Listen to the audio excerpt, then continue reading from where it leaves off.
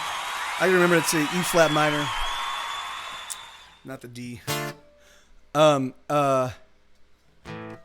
Hey, thank you, Lenina. Thank you. He wasn't staff. He was a narc who had already been transplanted to Texas in a witness relocation thing. It's a long story. He's dead, and I feel terrible.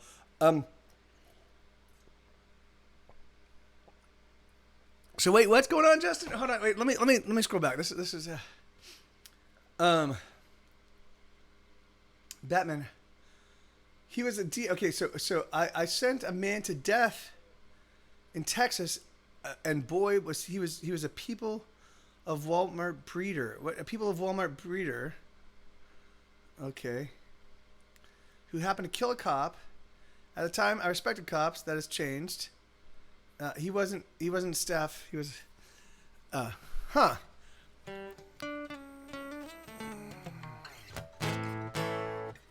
man. I mean, well. So anyway, well, let's keep on. Yeah, I could say so much about, but I'm not gonna. I want to keep playing. I just want to get through some music, and then we can keep. So this is a song called "Strangers Growing Stranger." This is on my newest record. It's called Hesitation Cuts. It's actually hitting stores in 11 days. And it's a masterpiece. This is the only time in my entire life I know I've put out a bunch of records I absolutely love. I absolutely love them. But this is the only one that I think pound for pound like you can put this up against any other record, and there's amazing chord changes. There's great lyrics. It's honest. It's earnest.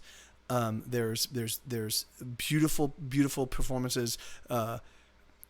On every instrument, like the thing is like, yeah, it was a labor of love. It was thousands of hours went into it. It's a 45 song album because I wanted to showcase the fact that I can put out a gigantic record and every single song. I think is because I know that there's like Guided by Voices and the Magnetic Fields, and there are other bands that have put out big records, but there's filler cuts, right? So that it's like every other cut is a great song, and the other ones, I mean, they all might all be great, but there's a 1 minute song and then a 3 minute song. Well, I was like, fuck it, I want to put out a 45 song album where they're all 3+ minutes long, and everyone's gonna be a gem. You know, some of them are a little bit more challenging because I definitely think that you need some songs on a record that kind of challenge your ears so that when you burn out on the more completely accessible stuff, the more challenging stuff grows on you enough in enough time that you're like, I love this song, you know.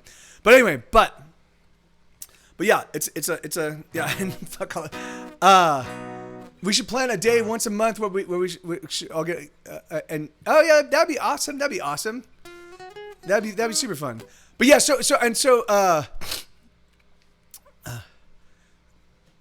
yeah, no, amen, Justin. Well, yeah, I mean that's you know, but that's the thing is like I get it. It's specifically catered to, like, most people putting out music specifically catered to the taste of music listeners right now, right? And most music listeners, they just watch a video, they hop on YouTube and they watch This Is America, you know, and that's okay. And this is a new Childish Gambino thing, and this is my only interaction with Childish Gambino for the next 6 months is just this song, and I will watch it 20 times over the course of the next month, you know. And I fucking think that's a shitty fucking narrative, because what you're doing is you're completely eliminating the idea that there's connective tissue between songs, and there's connective tissue between the idea of albums, like that an album, like it's like you're reading one chapter of a book and being like, I don't know if I really like this guy. It doesn't really make that much sense. I mean, I like the chapter. There's some good story. I just don't know where it's coming from. Well, read the fucking book, dude. Read the fucking book, and then you'll get it, you know. So that said. No, what? Yeah, I was choking up when we were talking. Riley, I was choking up a bit, and then that made got my nose a little bit stuffy. So, so here we go. So yeah, so this is a song called "Strangers Growing Stranger," and this is one of the big themes on the new record, which is loneliness, and this one's about loneliness. It goes.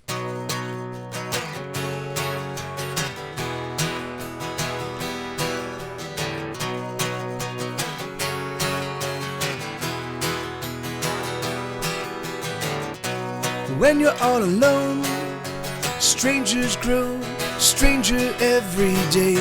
And when you're on your own, the danger danger is you'll just stay that way. I don't wanna die alone. I don't wanna die at all.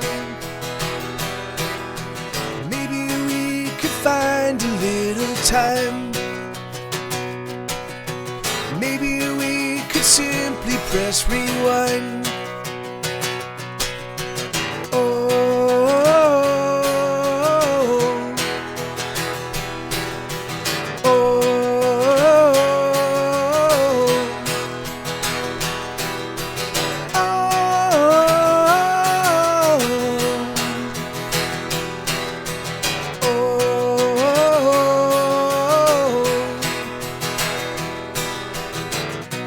when you're all alone, like a ghost you move throughout the shops and streets. And when you're on your own, you disappear from everyone you meet. I don't wanna die alone. I don't wanna die at all. Maybe we could find a little time. Maybe we could simply press rewind.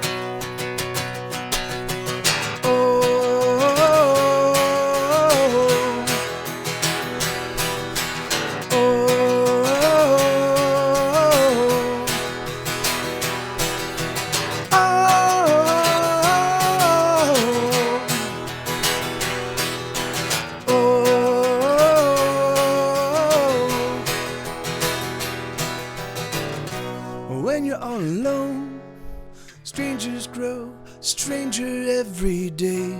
And when you're on your own, the danger is you'll just stay that way. I don't wanna die alone.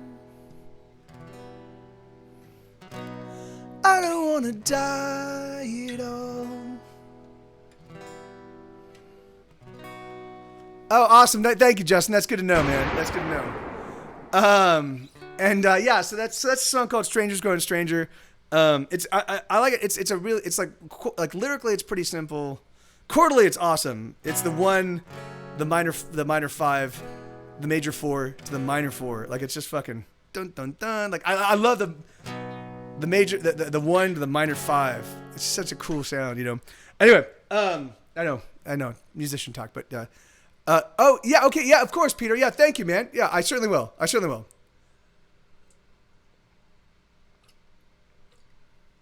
forget it's Mike singing. It's really, no, that's awesome, Kyoshi Akira. Yeah, that's very funny. Matt got us. Wait, hold on. Let me read the message. Please call me Maddie and Madison, not Jocelyn. Please, pretty please. Yeah, no, of course, Matt. Yeah, Maddie, absolutely, Maddie. It is. That's awesome. And thank you 1,000 times. Thank you so much. Yeah, I know it's crazy, isn't it, Justin? Yes. It's like cool. It's a cool transit. It just does weird. Like so when I just coming up with that melody. I was like, oh, how do I? When you're all alone. Yeah, like I was like, oh, that's crazy. Yeah, so yeah, super fun. Yeah, yeah. So you said it out like, yeah, I did, Maddie, and thank you. That's your name from here on out. So there you go. I'm kind of bad about what, Justin? I'm kind of bad about what?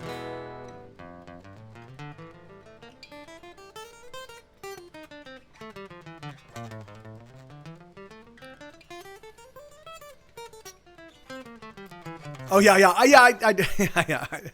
I love you too, Raleigh. I really do. Thank you guys. Thank you. Can I just say, with all my heart, like literally, thank you for being here. Like this has been, you know, I mean, obviously this has been a tough couple of months for me. Yada yada yada. Lots of like. But the thing is like, and so this is the first day. This is the very first day where I'm just completely by myself with Sue. Sue's here. Sue, come here, bud. Come here. I think it's in the back bedroom. Anyway, so Sue's a little bit depressed because Rooster's not around, so he doesn't have his like playmate, you know. And I, you know, and it was great for me. It was nice because I got the house cleaned, which I really wasn't able to do with Katie here. You know, like I got stuff done and I felt good, and I got all the books out, but it's still, you know, it's still don't you dare even don't even joke about that, Maddie.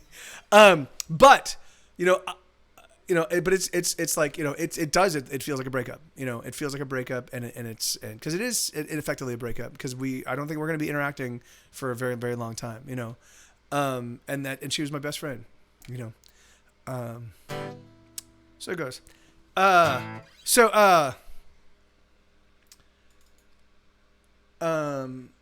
Stumble On. Here we go.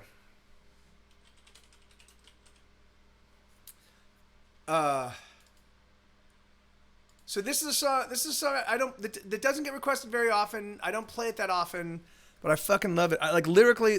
I fucking love it. I love this entire song. I love this song. It goes, mistakes were made, I know that for a certainty. We were never meant to walk alone. Every heart is hardened by hard circumstance. Everyone's got wounds now turned to stone. And we've been cast in shadows as we walk towards the light. Hand in hand we stumble through it all. And I'm so very happy that it's your hand in mine to lift me up as we stumble on. And so we fall in love. Though trouble surrounds us, yes, trouble enough. Though the storms they may rage, they can wash us away. The fire inside us burns on. Honesty's a policy, but who can say that it's better than the lies we're taught to tell? There's a place reserved for each and every one of us. It's just getting there that ends up being hell. And we've been breaking bottles against the walls of Jericho. And we've been singing songs all along. And I'm so very happy that it's your voice I know will lift me up as we stumble on. And so we fall in love. Though trouble surrounds us, yes, trouble enough. Though the storms they may rage, they can't wash us away. The fire inside us burns on. And so we fall in love. Though trouble surrounds us, yes, trouble enough. Though the storms they may rage, they can't wash us away. The fire inside us burns on. The fire inside us burns on. The fire inside us burns on. Yeah, well, I mean, it's funny. The thing is that, like, again, 80% of the time, it was awesome. 80% of the time, thank you, Lenina. Thank you so much. I love that song. I really do. I love that song. 80% of the time, we were fucking amazing, but it was just the 20% was so acrimonious, and it was getting... Thank you, Riley. Thank you so much. And it definitely was booze. Booze was definitely an accelerant on the fire that existed between us when we would argue, I can. Well, so what I love about you is so Araval. Is there? So I have a handful of vagina songs, but I do have the Ode to the Vagina. But I'm playing my entire catalog in alphabetical order, and I'm in the middle of the S's, and that song's called What I Love About You. And so there's probably 60 songs maybe between those songs. So if you are if there's somebody with you and you're like, you want to turn them on to my music and you're like, hey, he wrote the song about he wrote an Ode to the Vagina, then hell yeah, I'll play it. If you just want to, like, the thing is it, but otherwise the thing is I want to maintain the integrity of this list, because I'm just trying to get through all my songs. But would you yeah.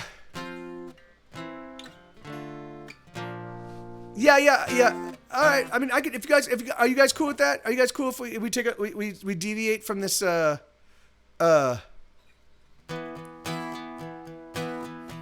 right, here we go.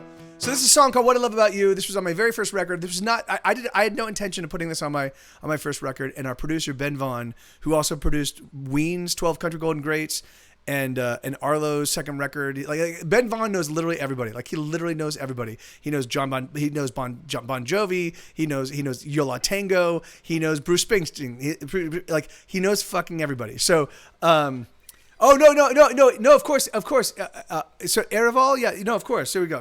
So Ben was like, Mike, you wrote an ode to the vagina, and not only do guys like it, but girls like it. It's a song that everybody likes. It's got to be on the record. And I was like, all right, if that's what you want. Okay. So here we go.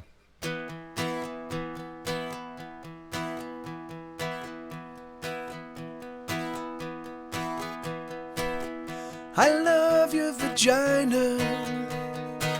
I love the flavor of your lips.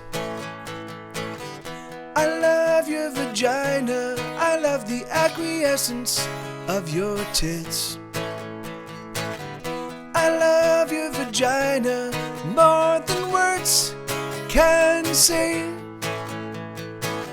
You keep a miracle between your legs. I love everything about you. I love everything about you. It's true. I love everything about you, but most especially I love your vagina. I love the flavor of your lips. I love your vagina. I love the acquiescence of your tits.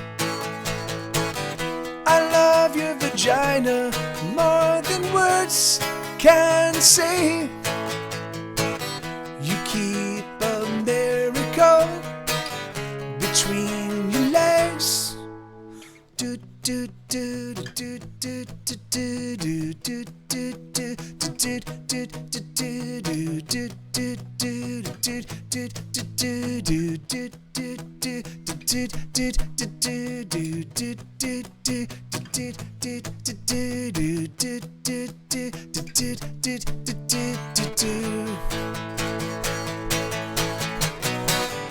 I love your vagina. I love the flavor of your lips. I love your vagina. I love the acquiescence of your tits. I love your vagina more than words can say.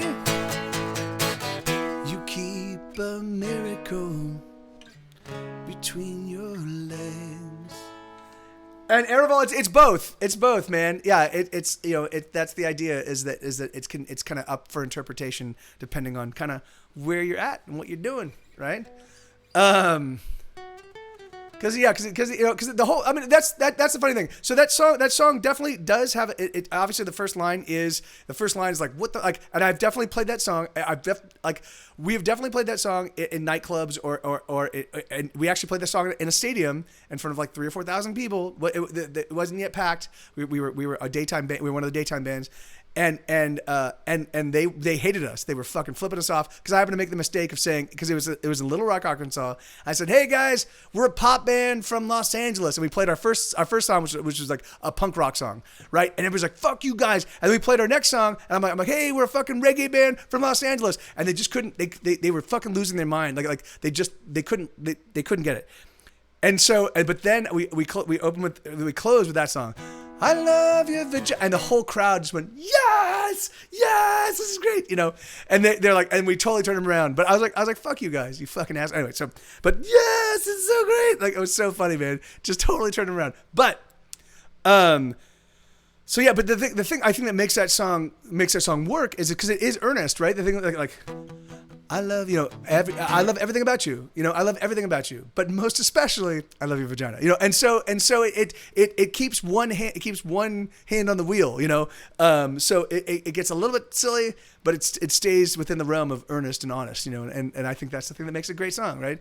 It's like it's not just gratuitous sex talk. It's actually like it is, and it's really funny because it it really was written because I'm like, yeah, when you're involved with somebody and you're having sex for the very first time, and you're like, and you're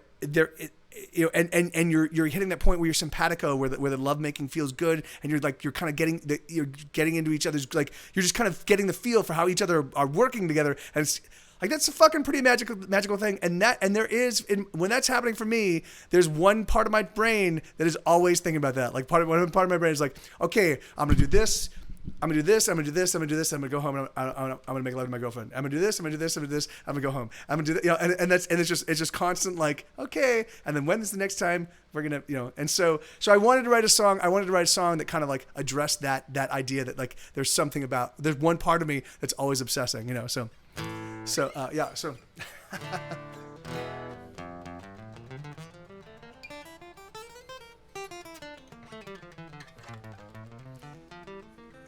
Well, that's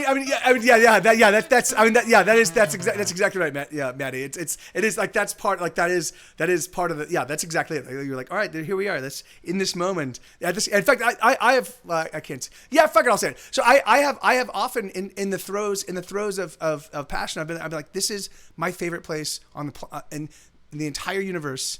In the whole spectrum of the whole universe, this is my favorite place to be, right here, right now. And that's pretty awesome, right? To, like, know that in your heart, like, just feel that in your heart of hearts. Like, there's nowhere else in the whole spectrum of billions of galaxies. This is the one place I want to. That's pretty fucking awesome, right?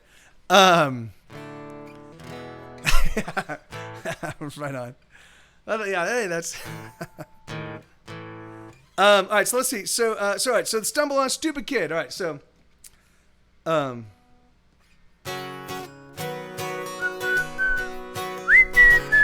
Wait.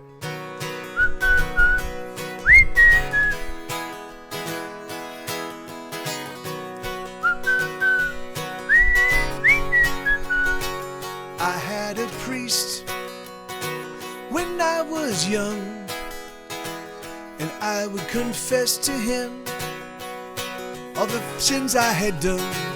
I had a girl, I was in love, in the way that I am always in love.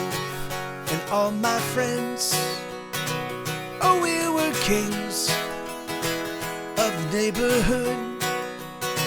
You could ask most anybody, and the summer days were 4 days long. Yeah, the summer days were 100 hours strong. And we never thought we'd ever see those summers go. Oh, I'd like to find a way to travel back in time, to punch me in the face. God, it's so dumb. Youth is wasted on the young. Oh, it's such a crying shame. Oh, all I need, all I need is a time machine to beat some sense into me.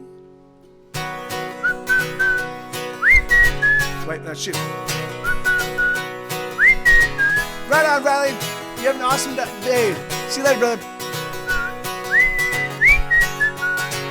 I have no priest to tend my sins, but I don't mind. I don't know where I'd begin. I had a girl, but I lost her too. Oh, it was love, but hey, what can you do? And all my friends, oh, they got lives. They found careers and married their beautiful wives. And the summer days are minutes long. Yeah, the summer days are here and then they are gone. Every summer's lapped by winter. There goes another year. Oh, I'd like to find a way to travel back in time to punch me in the face. God, it's so dumb. Youth is wasted on the young. Oh, it's such a crying shame. Oh, all I need is a time machine to beat some sense into me. I know the prevailing way of saying that you're sorry is to say nothing at all. And I'm so sorry for my failings. Oh, and I'm so sorry for my flaws. Oh, I'd like to find a way to travel back in time to punch me in the face. God, it's so dumb. Youth is wasted on the young. Oh, it's such a crying shame. Oh, I'd like to find a way to travel back in time to punch me in the face. God, it's so dumb. Youth is wasted on the young. Oh, it's such a crying shame. Oh, all I need is a time machine to beat some sense into me. Stupid kid. It's a song called Stupid Kid. I definitely, I need to, here, let me take a sip of my cocktail, which I haven't done much of. I definitely need to go use the lavatory. Hey, thank you, Camel. Thank you, man. Yeah, that's a fun one.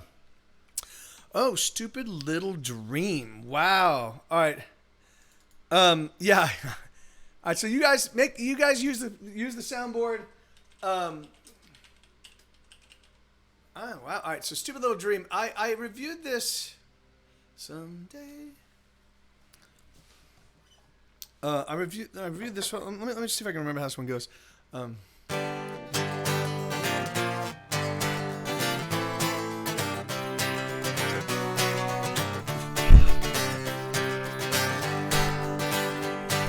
Someday, you and I are gonna fall in love. Someday, you and I are gonna fall in love. I know that I broke your heart, I betrayed and tore apart the perfect thing that we once had. If only I could disappear into the days of yesteryear. If only I could take those moments back. Oh, I know I dream a stupid. Oh, I know I dream a stupid little dream, a stupid little fantasy. But dreams are all I have. Someday, you and I are gonna fall in love.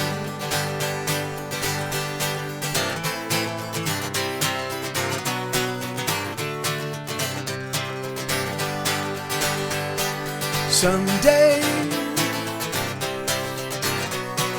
you and I are gonna fall in love. Someday, you and I are gonna fall in love. I know there's no going back. There's no return to what we had. But maybe you and I can start anew. If only I could disappear into the days of yesteryear, I would never let go of you. Oh, I know I dream a stupid little dream, a stupid little fantasy. But dreams are all I have. Someday, you and I are gonna fall in love. Hey, that wasn't too bad. I haven't played that song. I wrote that song.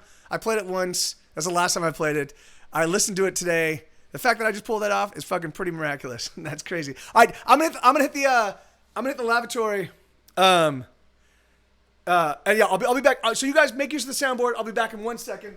Dapping and haters. Yeah, man. I'm so sorry, brother. I only play my own stuff. I've written thousands of songs. I have hundreds of my own. I don't. All right. Back in a second. Hazelnut, cashew nut, macadamia nut. That was the one that was sent her into going crazy. She said, "You stop naming nuts. Pine nut, pistachio nut, red pistachio nut, natural, all natural, white pistachio nut."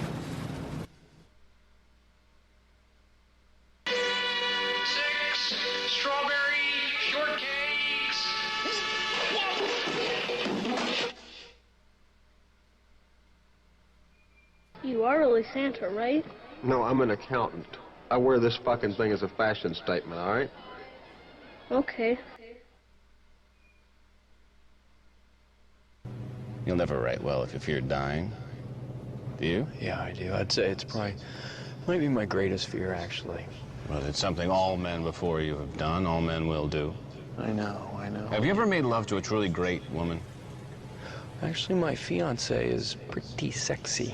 And when you make love to her, you feel true and beautiful passion, and you, for at least that moment, lose your fear of death. No, that doesn't happen.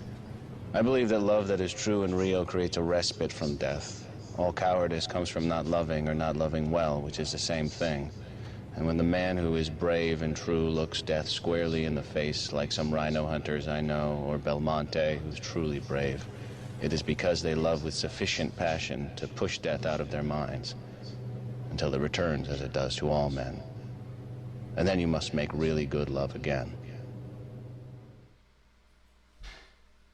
Pardon my French, but you're an asshole.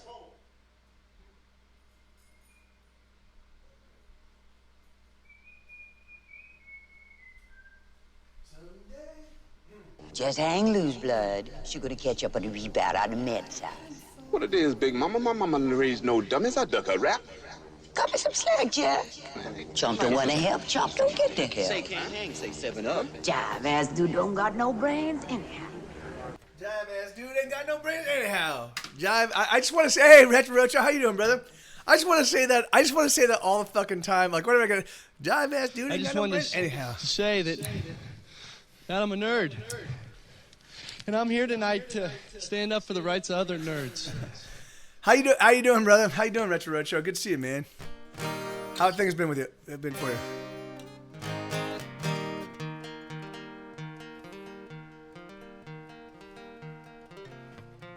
Yeah, man. It's so crazy. There's so many good songs still coming up. Fight in here. This is the war room.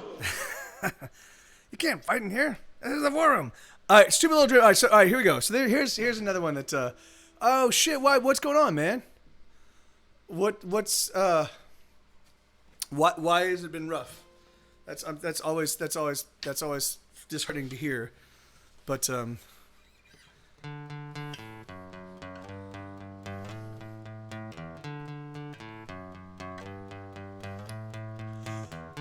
this is a song called Suicide.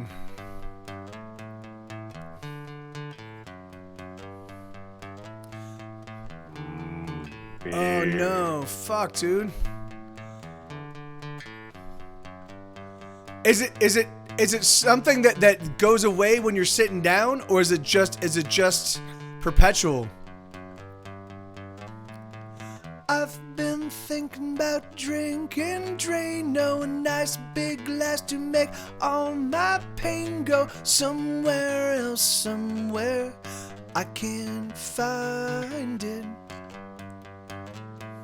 And I've been thinking about eating bullets, a sweet, sweet feel of the trigger as I pull it and bury a bullet somewhere deep inside. Suicide, suicide, suicide, suicide. Sorry to hear, brother.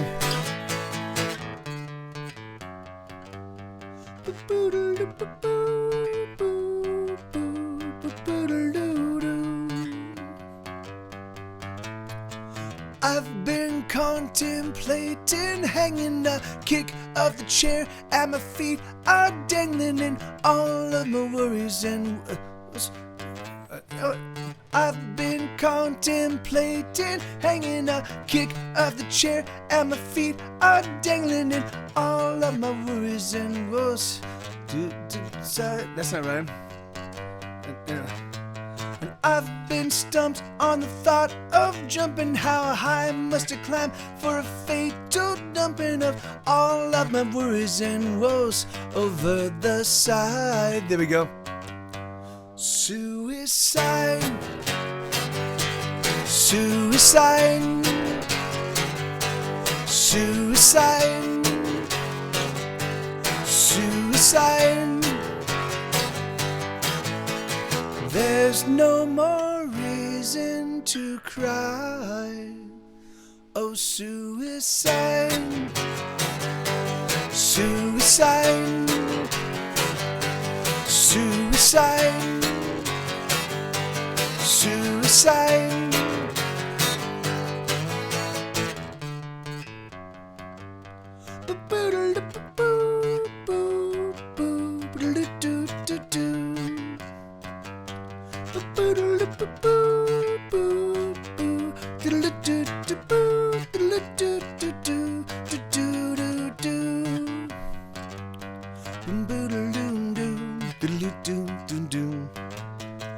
I've been thinking about drinking, Drano, a nice big glass to make all my pain go somewhere else, somewhere I can find it. Oh, suicide. Suicide. Suicide. Suicide.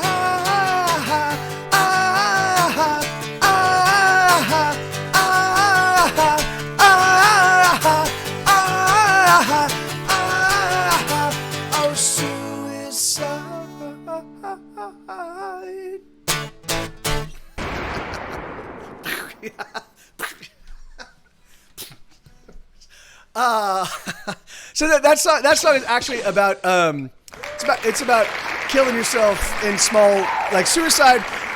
So like cigarettes and booze and drugs and alcohol. Well, booze is alcohol, but you know, but all those things, it's suicide in small, easy payments, you know.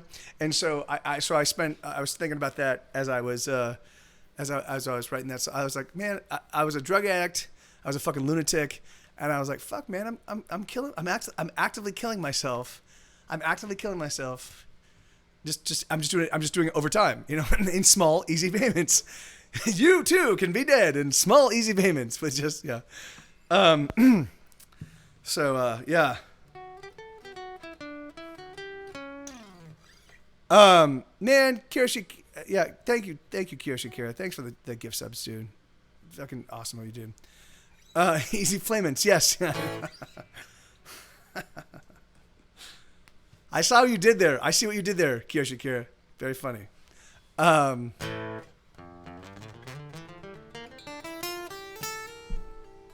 right, let's see. All right, so what are we doing?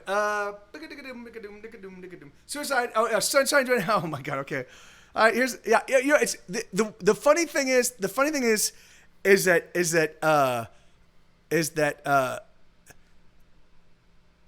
because I'm playing all these songs in sequence, I'm it's really putting in sharp relief how many songs I write about just dark shit. You know, like how many songs I don't have a lot of like hopeful songs. I don't have a lot of like fucking things are great and life is good and I like things and this is I don't really write those songs. Apparently, I just don't write them. Take me home to the place where I belong, West Virginia, Mountain Mom. I don't write those kind of songs. Like John Denver and I probably would not be able to like co-write a song together, you know. All right, oh, you feel in my senses. He and I would be able to write about women together. He and I could co-write a song about girls. He definitely writes honest, earnest music about that's where we would have our songwriting parallels would happen. Like that fucking, you feel like my senses. Oh, fucking such a beautiful song. I just want to play that song. Can I just play? Yeah.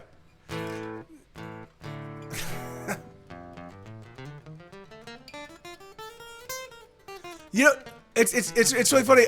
So I actually had a therapist for a little while. So I broke up. So this girl broke up with me, kind of out of the blue. I mean, I was a freak, and I was being weird, and so she broke up with me, and I was like, and I just lost my mind, and I was like, fuck it, I'm gonna go see a therapist. I think I still owe my therapist $1,400. Which I'll have to pay at some point in time. I think I do. I think I owe her a lot of money. I don't know if it's $1,400. It could be $700 or $600, or it could be $1,000. Like, I think it's a lot of money. And it was at a point in time when I was like, I couldn't pay anything, but I'm like, I need to see you. And she's like, okay, well, we'll just do a tab and we can figure it out. And she was, man, what a fucking sweetheart she was. But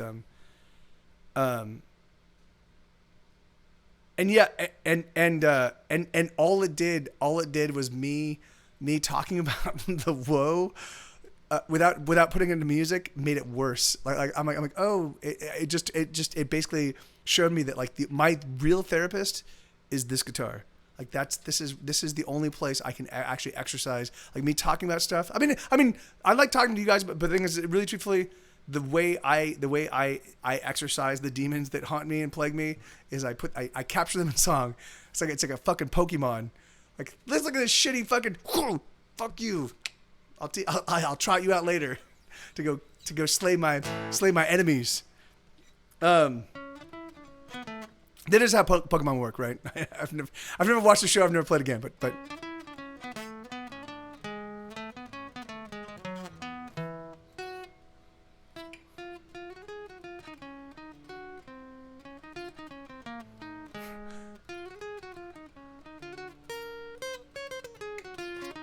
Yeah, that's yeah.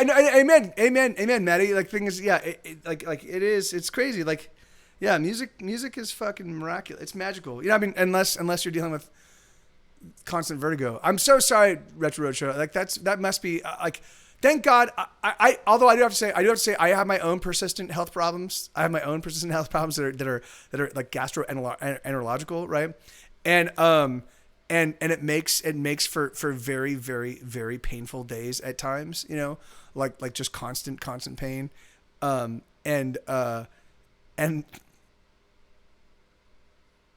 I'm like, what the, like, I'm like, what the, like, I'm not a shitty person. No, that's not so. I'm a shitty person. I've done shitty things to people I love. I've done shitty things to people I love repeatedly over the course of my life. So from that perspective, I am a shitty person. I tried desperately not to be a shitty person. I tried desperately to just be a kind and considerate and, you know, like, and then a passionate talent. Like, I work very hard to give the impression that the things I make are born out of talent and not actually just blood, sweat, and tears, you know? But man, the fucking pain. Sometimes your body's like, I'm like, are you fucking kidding me, body? Are you kidding me? Like, really? Fuck? Are you fucking like, what the fuck, man? What did I do to deserve this? You know, I'm not.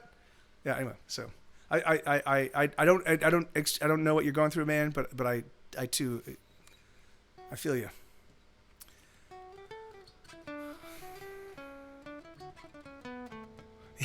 Yeah, well, yeah, no, I mean that, amen. That is, you know, please, that's, I mean, yeah, comparatively, although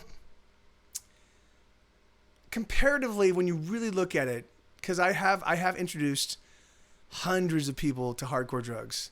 I mean, we all had a good time, and it was awesome. But some of those hundreds of people that I introduced to hardcore drugs developed a hardcore problem with drugs, and I introduced them to it. So that's definitely on the red side of my ledger. You know, on the black side of my ledger, though, I've also introduced thousands of people to great music and gave them a place where they bands, a place where they felt community. Like I'm constantly doing this internal tally of like the good I've done in the world and the bad I've done in the world. You know. And I can't really tell. I think I'm sort of right in the middle. I think it's just like I like the bad I've done. The bad I've done definitely seems to like weigh a lot heavier than. Well, I mean, but I, yeah, maybe, probably not though. I mean, I mean, I made it real easy because of course that's what I do. I'm a hedonist, right? I like pleasure, and I like other people that like, and I like turning other people on to pleasure. This is awesome, right? Doesn't this feel good? Isn't this great? Aren't we having a great time? That is my natural inclination. Isn't this amazing? Isn't this amazing? I just want the amazing. What's the next amazing that we can get? You know, and then I want people to import it and take it home, right? I want to be. I don't want to be like, oh yeah, and the only way you can get the amazing is you have to come to me. Like that's bullshit, right? I want you to be like, so I'm like here. This is what you do. This is how you find the drugs, and this is how you do this thing, and this is like, and this is you want to like, yeah. Yeah, anyway, whatever. Hey, whatever. So it goes. I'm a person. Let's see. Sunshine, join happiness. Okay. Yeah.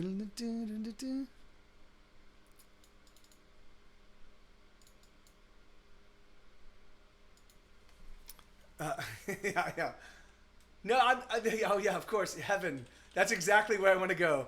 I want to go hang out. I want to go hang out with a fucking bunch of fucking, holier than thou Christian. Yeah, that's exactly what I just can't wait to get to heaven. Wait.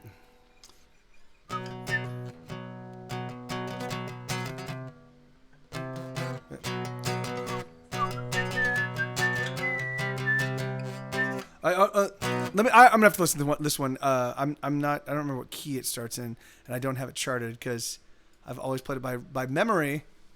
And I'm just a little bit drunk enough to not sunshine join. Okay, here we go.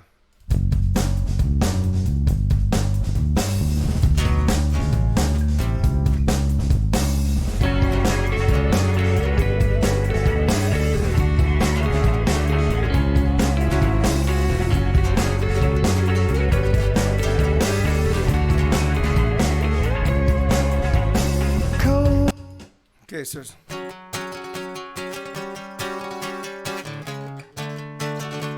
there we go. All right, I got it. Yes, medium place. Yeah. Can I just go straight to purgatory? Doesn't purgatory like? Hey, Oxy, how you doing, man? Good to see you, brother. Yeah, right on, man. It's always great to have you here, man.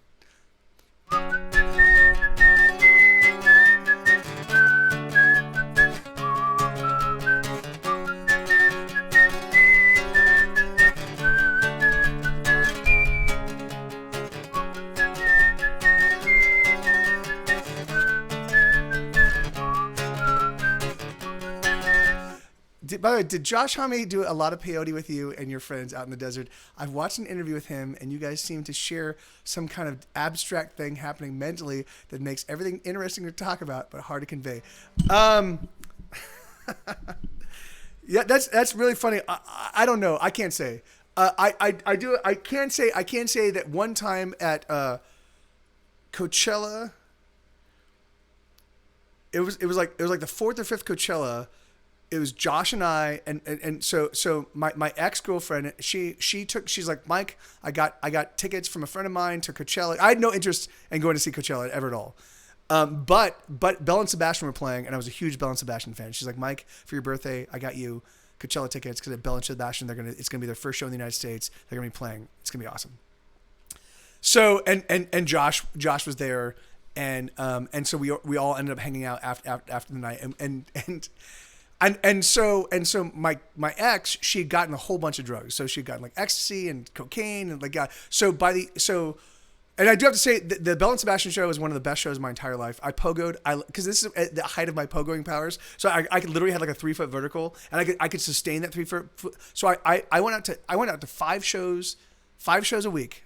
At this point in time, I was out all the time, and I would always pogo, and I would pogo as high as I possibly could. Like literally, I can't even begin. If you watch In Heaven There Is No Beer, you get a little sense. There's a moment where I'm pogoing where you get a sense like, oh my god, that guy's getting height, and I was getting probably an extra third above that because that was in the beginning days of my pogoing. So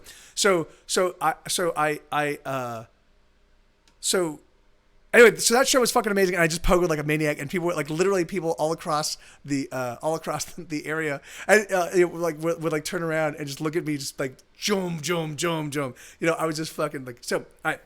But so yeah, and so Josh and I I just tried a bunch of cocaine on me, and we were all hanging out. It's my birthday, and it's fucking amazing, and we're all hanging, and it's not my birthday, but it's my birthday party, and he and I had this conversation about music, and it was just as he signed Jesse Hughes to create the Eagles of death metal. So he had just signed Jesse, and he was talking about Jesse, and he was talking about all that stuff, and we literally had this like meandering.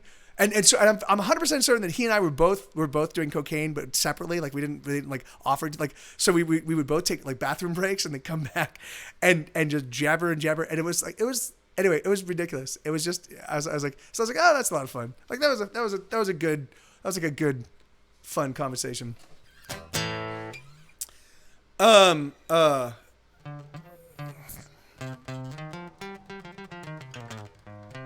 Okay, so let's see. So this one goes.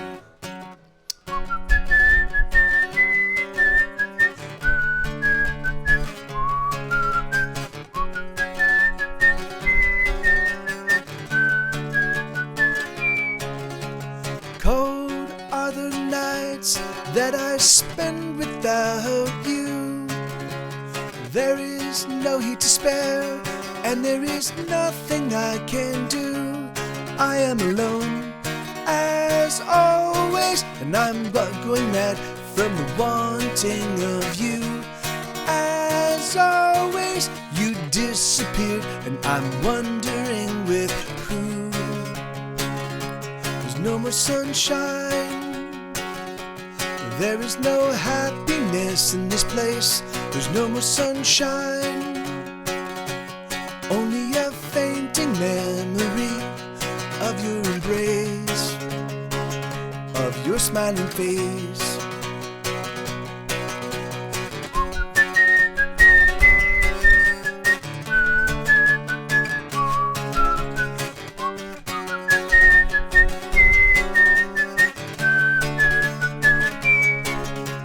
Long are the days that I spend waiting for you. The hours weigh like stones, and I wonder what to do. I am alone, as always, and I hurt so bad I want to kill myself. As always, you disappeared, you left with someone else. There's no more sunshine, there is no joy or happiness. There's no more sunshine, only a fainting memory of your sweetest kiss, of your painted lips. I never will surrender the hope that you remember, the love we loved so tender and perfectly. You never meant to hurt me or thought to desert me. You always say when you return to me.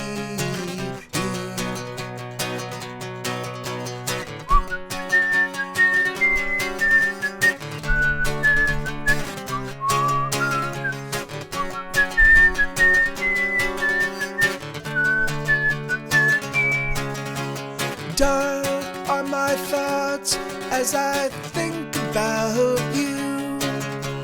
You with this other and the things that you two do. I am alone, as always. In the dark I wait, hoping for your return. As always, you disappear. Will I ever learn? There's no more sunshine, there is no joy or happiness. There's no more sunshine, only a fainting memory. There's no more sunshine, there is no happiness in this place. There's no more sunshine, only a fainting memory of your embrace, of your smiling face, and the love you erased.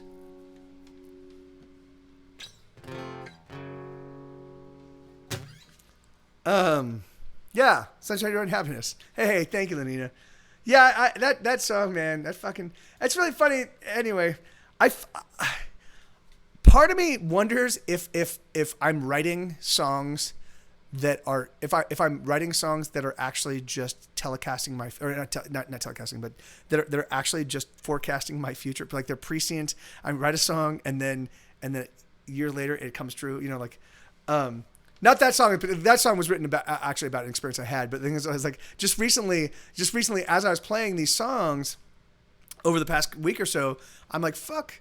I wrote this song as an exercise in contemplating this fucked up situation in somebody's life, and it's happening to me. That's crazy. Or it's happened to me, or I didn't realize. And so I've never played all my songs just straight through like this, and and I'm wondering if maybe are these are my songs the cliff notes to my life? Is that what it's? They might be. Jesus Christ! I need to start writing songs about how wealthy I am, how fucking happy and awesome love is, and how amazingly wealthy I am. Right? I think that's what I have to start doing.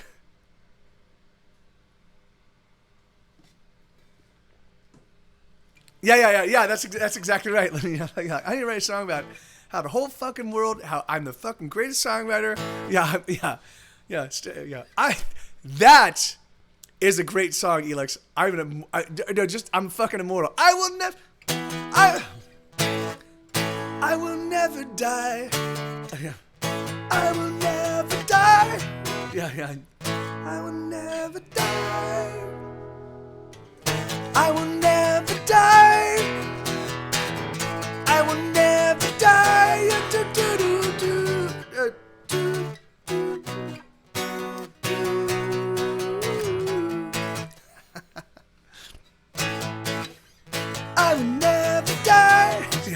That's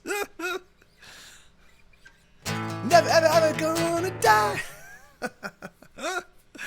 All right, so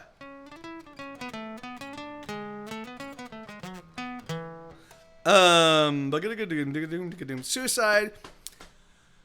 Oh yeah, no, I yes, alcoholic, please don't. Yeah, no, thank you. You're right. I totally recognize that. Yeah, I do recognize that. Thank you for pointing that out. Thank you, dude. John. I will never die. Never ever die. I will never die, and you know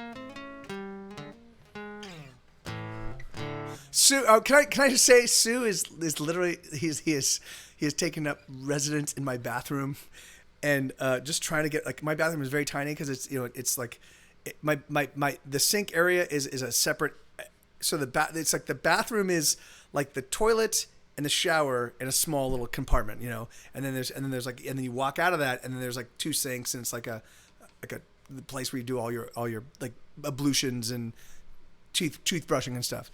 And Sue fucking is just hanging out in the bathroom because it's the darkest place in the house. And he's just like, I'm gonna chill out here, and so trying to pee while he's in the bathroom. This fucking 130-pound dog. Ablution means washing. Ablution means washing. So yeah, because I just can't say washing. I can't. Why would I just say washing when there's a word like ablution to use, right? The thing is, like, do I want to use? Do I want to use this word with no sparkle, or do I want to use this word with lots of sparkle? Yeah, I go for sparkle. I like sparkly words. Okay, hey, sue me. All right, let's see. Suicide. Okay. All right, so superhero. I don't know if by Brett. I mean. Well, hold on. There's a good chance. There's a good chance I do. There's a good chance I do, and I just don't know. I just don't know the title. I'm not a big titles guy. I barely know. There are bands that I absolutely love that I know their music inside and out, and I can't even tell you the names of their records. You know. So yeah. So there's a chance. There's a chance I do know the song. I just don't know that. Yeah. I don't know. You know. All right. So let's see. So this is Super Zero Superhero. This is a really fun song. I haven't played this one in a while. Yeah. Oh. That's very familiar. But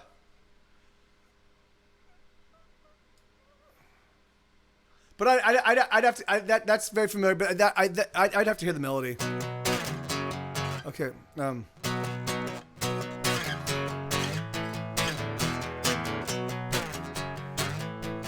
Okay. Let me get this. This is Super Zero Superhero.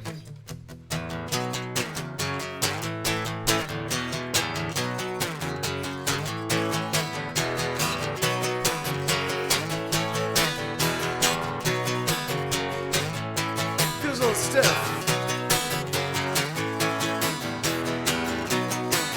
There we go. Some days I'm invincible, other days a crack. And there's just no way of telling when I'll get it back. Some like the ice, others like the flame. But for me, I tell you, oh, they burn the same. Super Zero, super hero.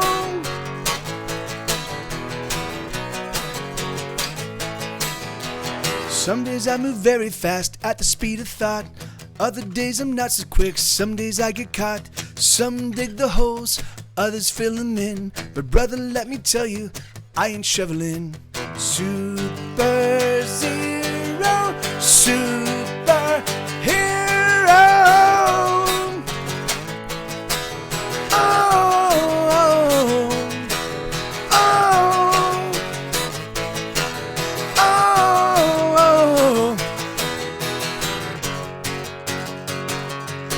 With the cloud to climb out of bed each day, he beats back the villains of the old Henri. He slays the menace with the sword of his hand, and he plays guitar with his rock and roll band. Alright, okay, Super Zero away.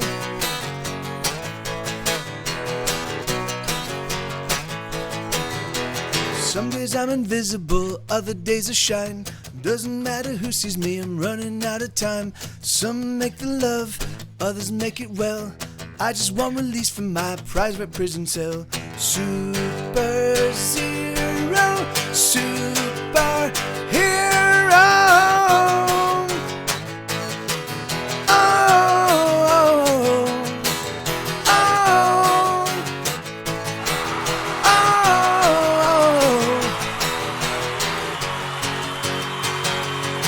With the power to climb out of bed each day, he beats back the villains of the old Henri. He slays the miz with the sword of his hand, and he plays guitar in a rock and roll band. Alright, okay, Super Zero away.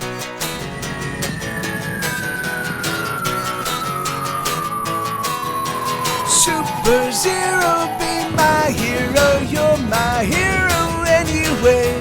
Super Zero, be my hero, you're my hero every day. Hell yeah. So that one felt a little stiff. I haven't played that one in a while. I love that song. But I haven't played that one in a little while. It felt a little. Thank you, Paper Cat.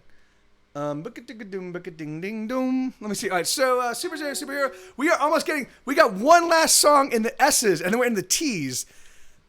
The S's were pretty huge, man, and the T's are also pretty huge. Woo. Thank God you guys are not here, because that was a pretty stinky burp. No, Sue. No, dude. No. You get up here right now. Get up here right now. Get up here right now. Come on. Up here, right now. Come on. Up. Come on. Chip, chop, chip. Take a big step back and literally fuck your own face! Yeah. Oh, you're a good boy. Oh, you're a good boy. Come on, lay down now. Lay down, bud. I know, it's a big yawn. You got big yawn Janssen.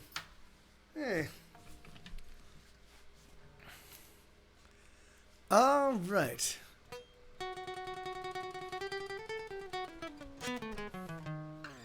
Sweet Little Kisses.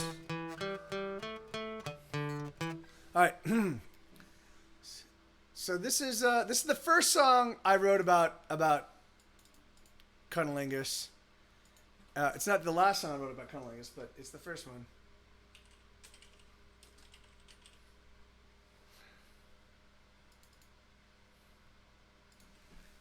That's always weird when I. Well, whatever. I shouldn't have, but yeah, it's always weird. It's always weird when I run across somebody that's not comfortable with this. I mean, comfortable with the act, you know. Like, I'm like, really, you don't like just being pleasured? Sweet little kisses for my lovely missus. I'm gonna love her 'cause no other lover loved her right. I'm gonna kiss and caress her, utterly possess her. I'm gonna eat her up, gobble up all her fight. I want to get right in you. Yes, I want to. I wanna kiss you, but your kissing is cruel. I wanna suck out your honey and nibble your jewel. I wanna eat from your flower until I am full. I wanna dive into your swimming pool. Woohoo! Woohoo! Woohoo!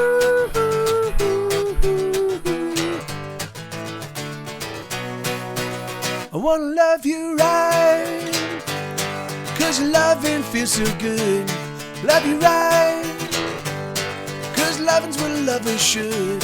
Love you right, I can go all night. Love you right, love you like I know I could. Love you right, I'm gonna love you all night.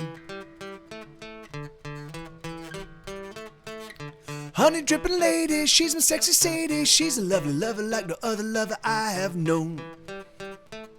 She's so sweet when she's sour, love her by the hour. The kisses of her, sweetness of her kiss, and her lips, and the way she moans. I want to get right in you. Yes, I want to.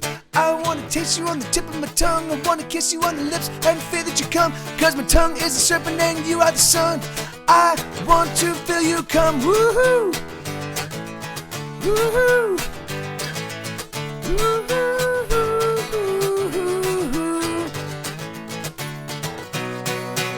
I wanna love you right, 'cause loving feels so good. Love you right, 'cause loving's what a lover should.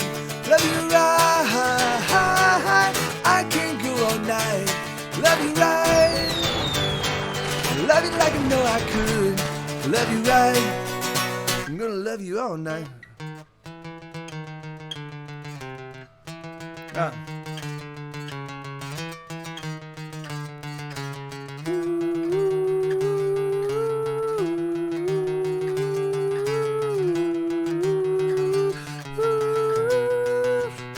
Gonna love you right, 'cause loving feels so good. Love you right, 'cause loving's what a lover should. Love you right, I can go all night. Love you right, love you like I know I could. Love you right, I'm gonna love you all night. Yeah. So that Sweet Little Kisses. That was actually the single. Like our record label in 2007. They're like, oh man, we really love the guitar on Sweet Little Kisses. We think that's a great song. And I was like, okay. And they're like, we think that should be the single. And I was like, sure. You guys do know what that's about, right? Like, so I'm talking. Like, you guys do know that that's about going down on a girl, right? You do know that, right? And they're like, what? And I was like, yeah. Like, just listen to lyrics. Just listen to lyrics. Well, we still think it's a great song. All right, great. All right, cool. Let's do it. Woohoo! That's our first single. So it did get some radio play. It did get some radio play across the United States. Sweet Little Kisses. Yeah, I know. Like, yeah, it says it right there.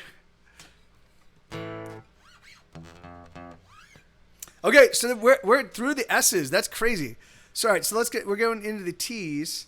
Okay, well, hold on. So so do you guys want it? So the T's, it looks like there's Take What You Want, Tammy's Song, Tapeworm and Love, 10 Till 5, The Bees Will Be Your Friends, Cost of Everything, Devil Gets Into Me, Devil Gets You Down, Dying Stars. These are all the songs. There's a fuck ton of the songs. There's a fuck ton of the songs. Well, there's about 20 of them. And then there's a bunch of others. So do you want? So these are two things we could do. We could if you want. Because right now I've got HEB. HEB is delivering some food to me, and it's going to be here. Hey, Wizzo, how you doing, man? Good to see you, amigo.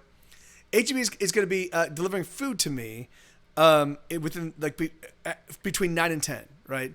So if they knock while I'm playing, I'm gonna have to interrupt the song and go downstairs. But what I was saying is, what we could do is we could, I know. I want to suck out your honey, nibble your jewel. Who knows what that means? Who knows? Maybe it's just maybe you've got nice jewels, nice honey-filled jewels. So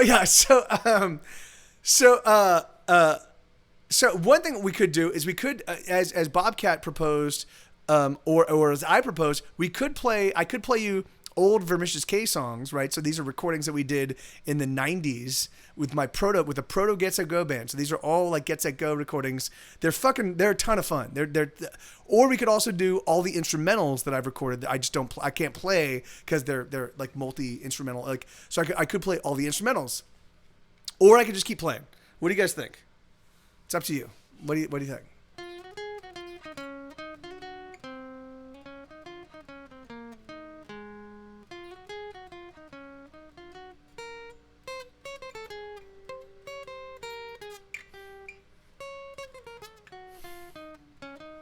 Yeah, I want to get a sense of like kind of if there's a consensus of what we all want, then I don't really know. I mean I like all my music. All of it is equally exciting to me right now. I love playing. I also love like turning guys on to songs that you've never heard. You know, vote orange. Okay, all right. Well then we're gonna do orange. Fuck is orange? God.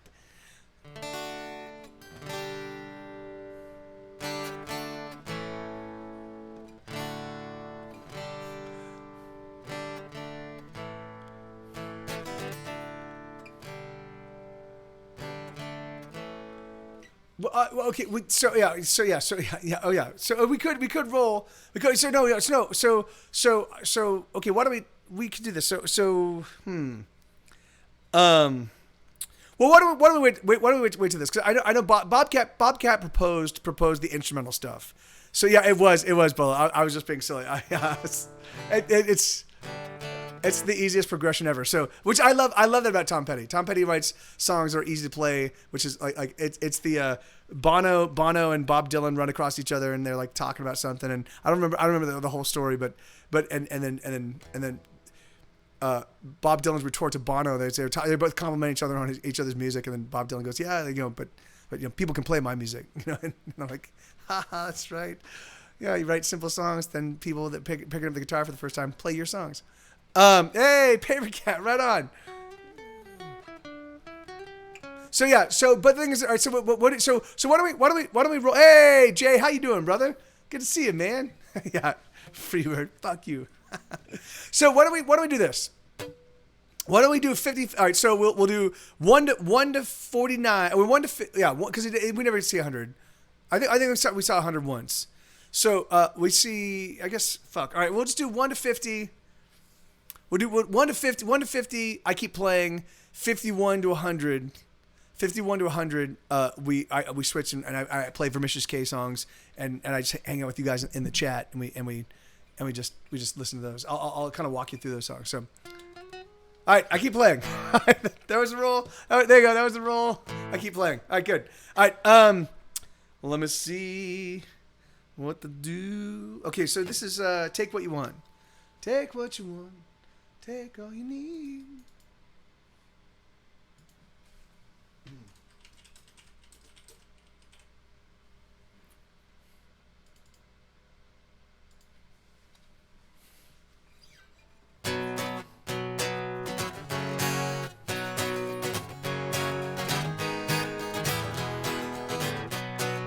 bum bum bum bum ba-dum bum ba-dum bum ba-dum bum bum bum ba-da-dum bum bum ba-dum bum ba-dum bum ba-dum bum ba-dum bum bum bum ba-da-dum.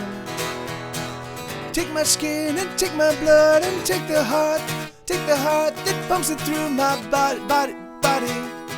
Oh, take my body. Take the songs and take my words and take the fire that burns deep inside me.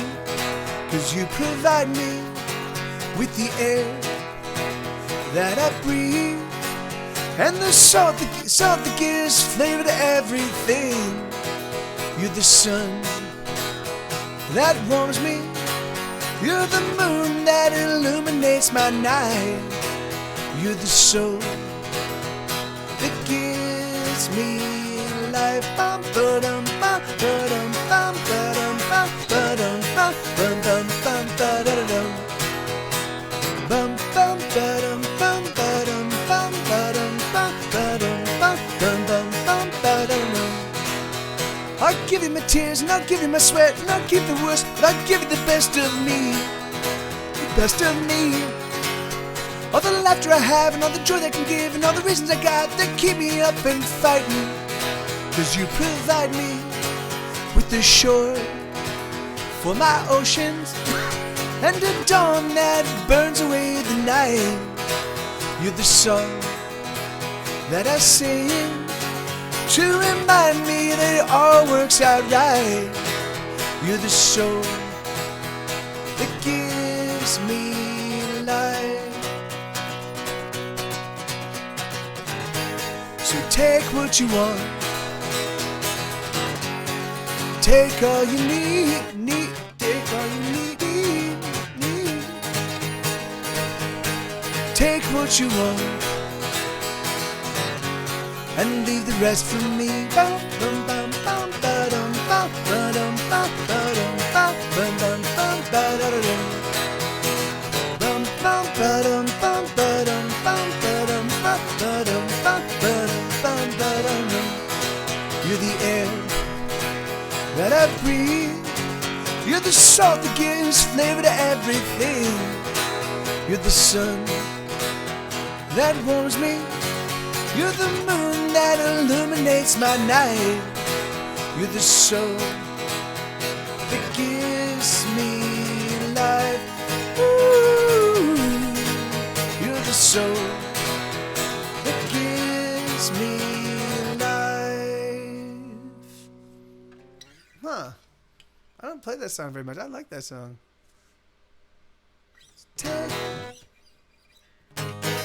Take what you want. Take all you need.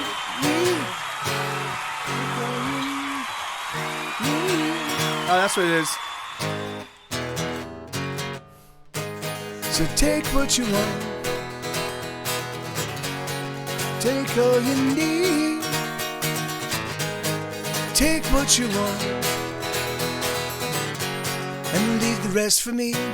Bum bum bum ba-dum bum ba-dum bum ba-dum bum bum bum ba-dum. Yeah, man, yeah, that's a nice. Here, let me add that D minor.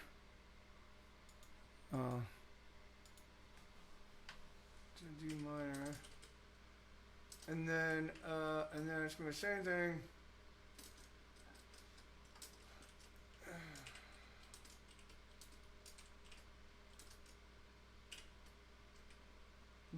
All right, cool, awesome. Yeah. Thank you, Justin. Yeah, I really like this. I haven't played that song. In fact, I haven't even really I haven't reviewed that song in 1,000 years. But for whatever reason, the song seemed to song seemed to be coming pretty easily.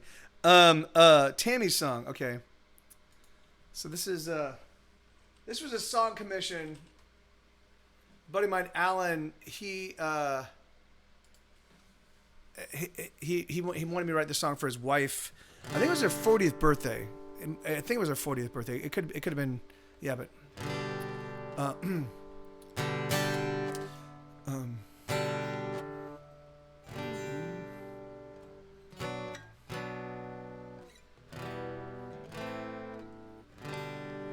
Yeah, that sucks, Lena. You like because it's like you think that like the metrics are all right there, right? Like oh, they can track all of it. Like I'm certain they do track it all. Hey, Danny, how you doing, man? Good to see you, brother.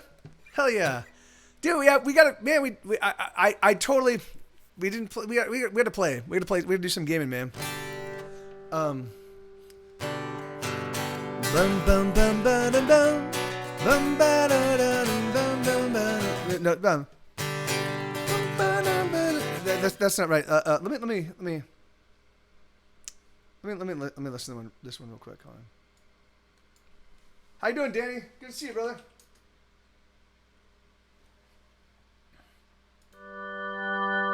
That's all I need is to hear that first note, and I'm like, oh, just that first chord, and I'm like, that's actually really a double stop it.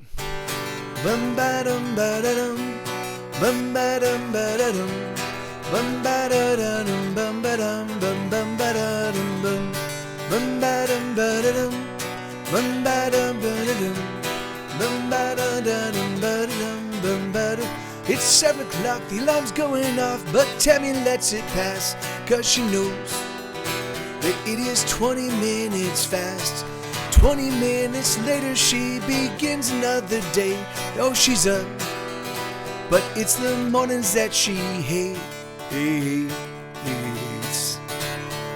And Skylar snuck out once again, and Emma, who is staying with friends, has called to ask, will you bring me my toothbrush? And Al is on that fucking game, the one he never tears himself away from, not even if he were set on fire. And all that she wants is a run on an open beach, and all that she wants is a little live music to sing to.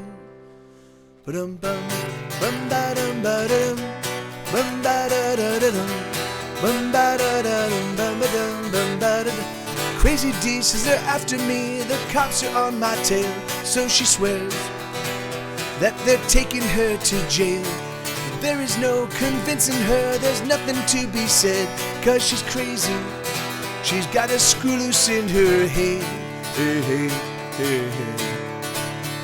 And after hours of insanity, it'd be so nice to pour a drink and simply shut down. But that's not in the cards tonight, 'cause Emma, oh, she needs a ride, and Alice still on that fucking game. And all that she wants is a run on an open beach. And all that she wants is a little live music to sing to. Maybe a little journey to sing to. Ba-dum dum, bum ba da da dum dum, bum ba da da dum dum, bum ba da da dum ba da da dum ba da da dum ba da da dum ba da da dum dum. And when she needs a break, you'll find her at the lake, or better yet, you won't find her at all. And when she needs a break, you'll find her at the lake, or better yet, you won't find her at all. Yeah, that's Tammy's song. Hey, hippie chicken, how you doing? Hey, good to see you. Thanks for dropping by. So everybody, hippie chicken used to hang out at Mr. T's Bowl with me back in the day.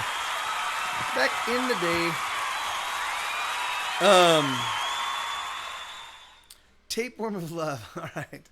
I'm gonna need to go make myself a new cocktail in just a bit, but I'll play this one, and then I'll run downstairs real fast and make myself a cocktail. And then again, HEB is going to be delivering groceries to me sometime between 9 and 10. So sometime in that hour, the moment I hear a knock at the door, Sue's going to lose his mind. He's going to run downstairs.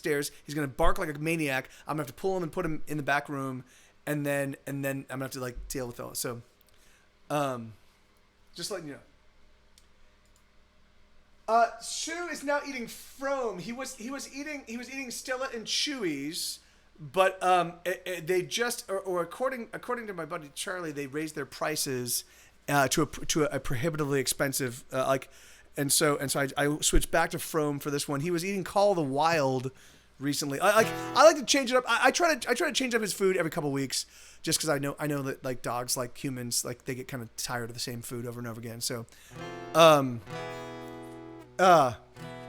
what breed is Sue? He's mostly Great Pyrenees. So he's 130 pounds. He's which is a little bit above weight for a normal, like an adult Great Pyrenees male. But he's like 60 or 70%. He's about 65% Great Pyrenees, and then he's got 15% Swiss Shepherd, which is the white German Shepherd, and then 10% German Shepherd. So which I don't see at all. And then the remainder is mutt. So yeah. And then about 6% general badass. Yeah, and certainly like 35% lunatic.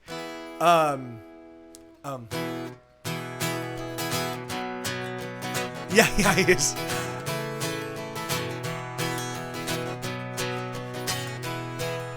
Let me slow this down.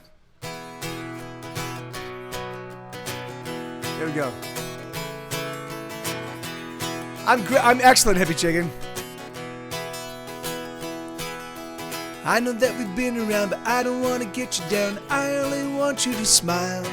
But the devil, he gets into me, and suddenly all I see is nothing but wide open miles. Oh, I've run to exhaustion. There's nowhere for me to go.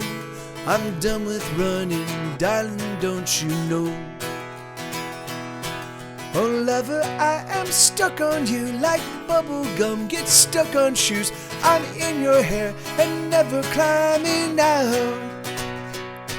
Oh, lover, I am into you like subway trains that pull into the station when you desperately need one. Oh, I'm in love. Oh, I'm in love with you. Oh, I'm in love. Oh, I'm in love with you.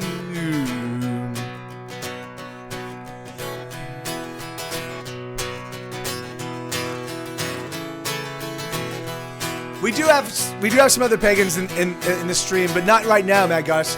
Not Maddie. Every morning we get up together, we're just enough to kick ass and take all the names. Cause waking up next to you is all I really wanna do. Darling, do you feel the same? Oh, I feel that you're in me like a tapeworm made of love.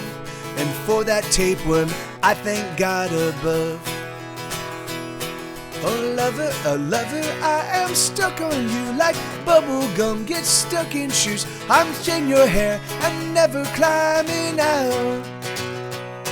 Oh, lover, I am into you like subway trains that pull into the station when you desperately need one. Oh, I'm in love. Oh, I'm in love with you. Oh, I'm in love. Yes, I'm in love with you. Tapeworm of love. Tapeworm of love for me and you. Tapeworm of love. They're the best kinds of tapeworms. Tapeworm of love for me and you. Ooh, ooh, ooh, ooh, ooh. Tapeworm of love, everybody. The best. Yes. Thank you, Mexico City.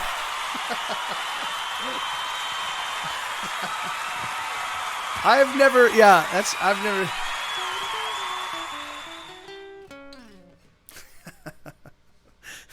Thank you, Mexico City. 10 till 5. All right, this one's going to be a fucking hard one. I haven't played this one in a long time. I don't know if I'm going to be able to pull this one. I'm certain I'll be able to pull it off, but it's called 10 till 5. This was a Say It With a Bullet song. This was a song that I wanted the whole band to sing. I wanted all of us to sing it, and then Ryan and Matt were like, we don't sing. And so it was just Katie and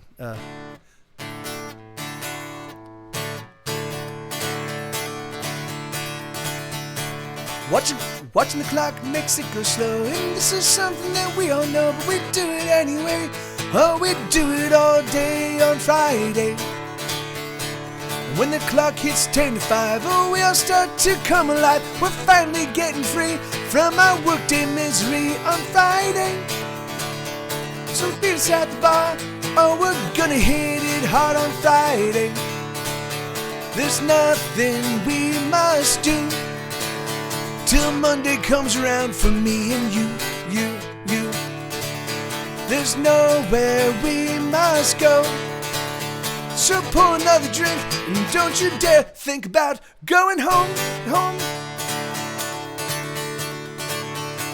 Clocking in and clocking out, oh, that's not what living's about. Clocking in and clocking out, oh, that's not what living's about. But you would never tell from the bosses raising hell most every day. We work hard, harder than most, but we're not the sort that like to boast. Oh, we just get it done, and we put off having fun till Friday.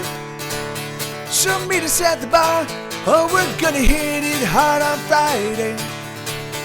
There's nothing we must do till Monday comes around for me and you. There's nowhere we must go, so pour another drink and don't you dare think about going home. Let's raise a glass for friends. I forgot.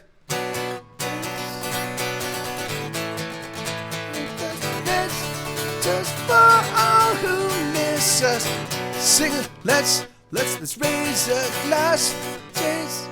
Let me. Fuck. I don't remember how this. I know. It sounds like another song. Let's raise a glass for all who. Let's raise a glass for all who miss us. Let's raise a glass for friends.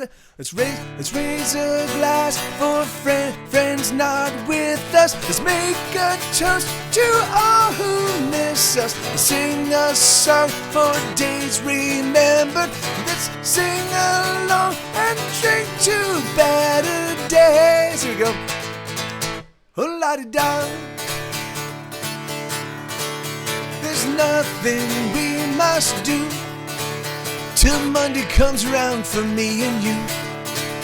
There's nowhere we must go, so pour another drink and don't you dare think about going home.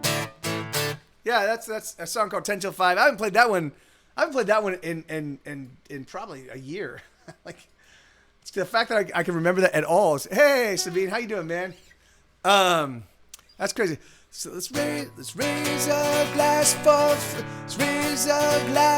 friends not with us. Let's make a toast to all who miss us. Sing a song for days remember. Let's sing along and drink to better days. Oh, la-di-da.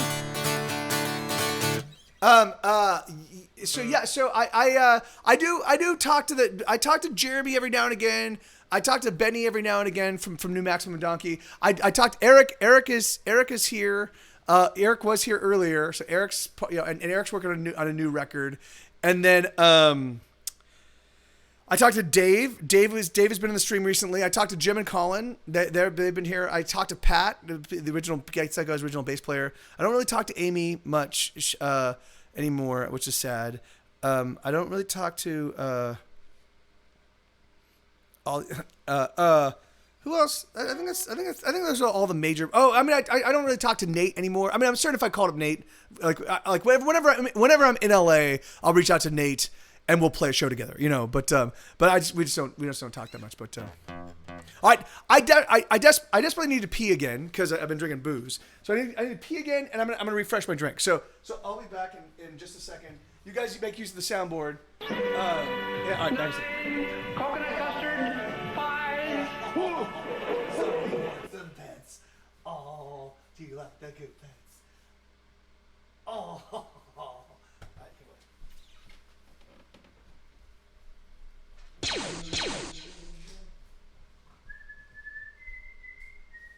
I'm looking at a fucking song!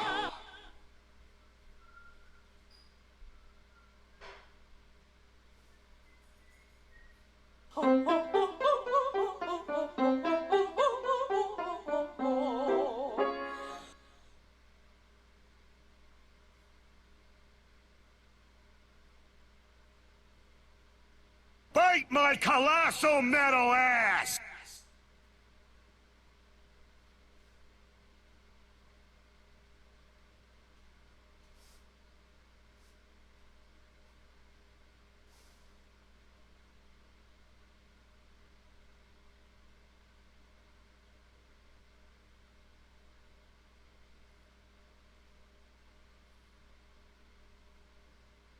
I don't see how a pumpkin patch can be more sincere than this one. You can look all around and there's not a sign of hypocrisy. Nothing but sincerity as far as the eye can see.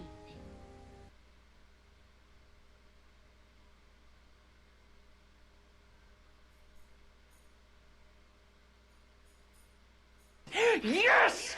Yes! Oh, yeah! Can you feel that, buddy? Huh? I have exorcised the demons.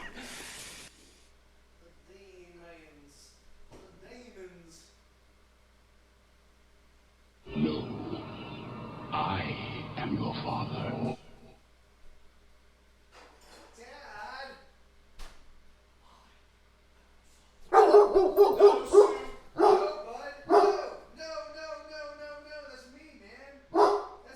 You pompous, stuck-up, snot-nosed, English, giant, twerp, scumbag, fuckface, dickhead, asshole! Giant scumbag, dick-face, asshole.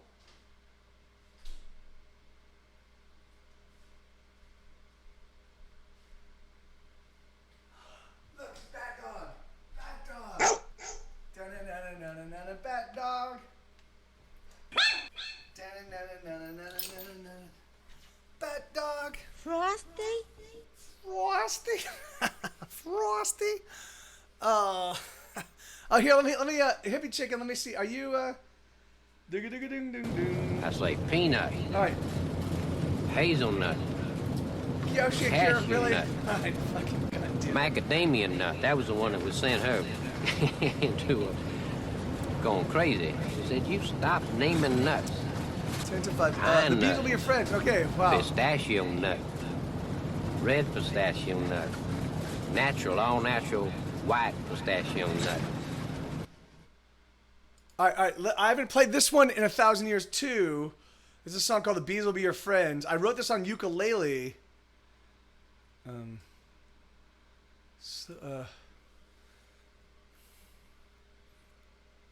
When you're all alone, oh no, you're not alone. Okay, let me see. There's always something. And take it.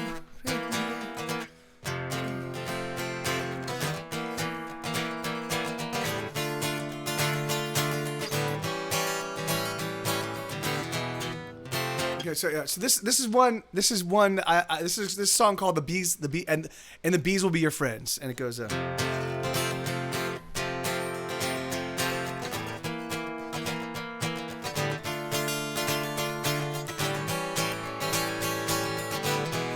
shit! Fuck!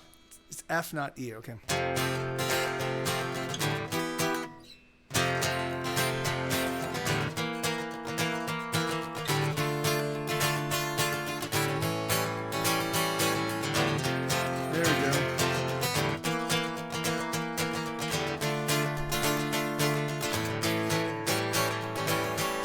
Slow down and take a breath and let it out.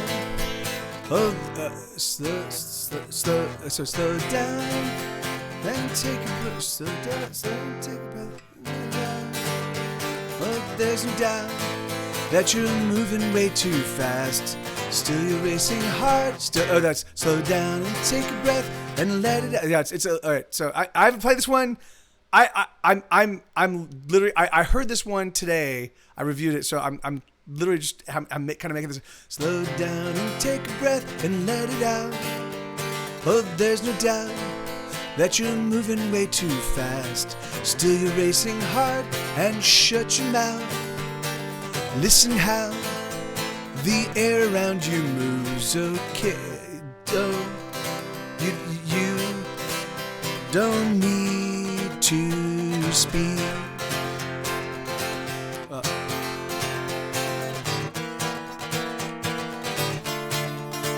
Oh no, yeah, no worries, Peter. Right on, brother. You be well, man. Yeah, I'm figuring this one out anyway. So let me just. So take a breath and let me just say, and when you're all alone, oh no, you're not alone. There's always something there. There's always something there. You are never alone.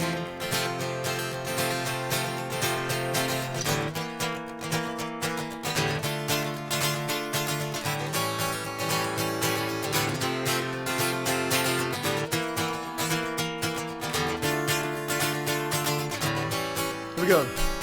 Slow down, slow down, slow down and take a breath. Slow down and take a breath and let it out. Well, there's no doubt that you're moving way too fast. Still you're racing hard and shut your mouth. Listen how the air around. Fuck.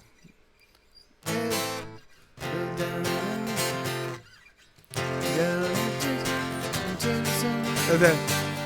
Fuck. All right. This is gonna be. All right. Sorry. I'm gonna get this one. I'm gonna get it.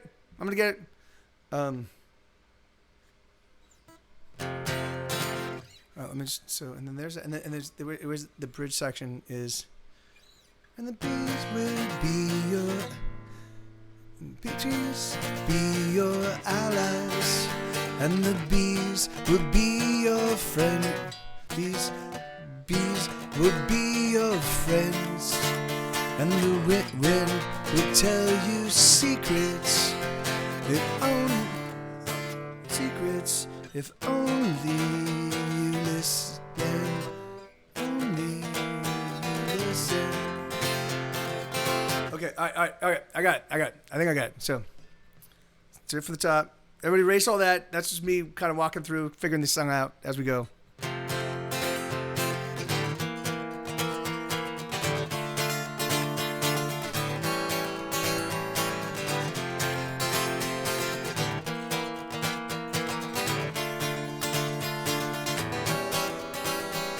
Slow down and take a breath and let it out.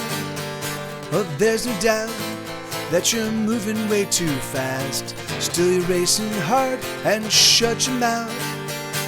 Listen how the air around you moves. Oh, you don't need to speak. Can you feel the tip of your pinky toes? Can you feel your nose as you're breathing in and out? Listen to the noise that silence makes. Make no mistake, oh silence it can roar. So shush and listen more.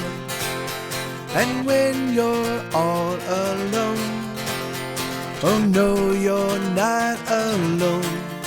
There's always something there. There's always something there. There's always something there. You are never alone.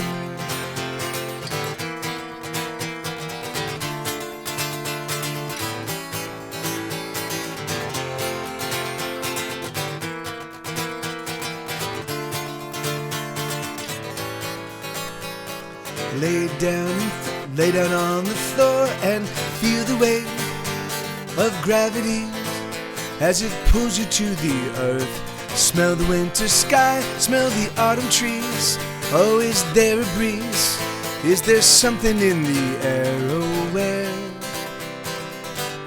are you now? And when you're all alone, oh no, you're not alone. There's always something there. There's always something there. You are never alone. And the trees will be your allies, and the bees will be your friends, and the wind will tell you secrets if only you listen. And when you're all alone, oh no, you're not alone. There's always something there. There's always something there. You are never never alone. Oh yeah. Anyway, that song. So that yeah. I wrote that song. You know, while I was writing.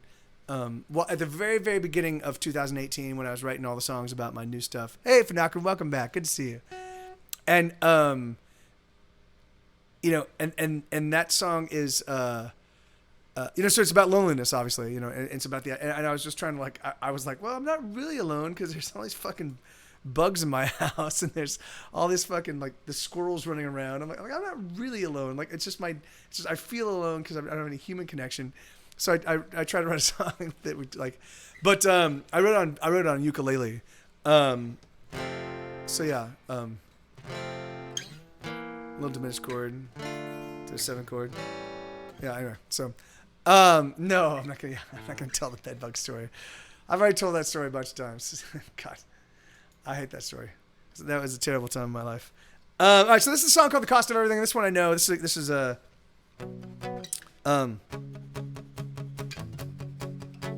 Right.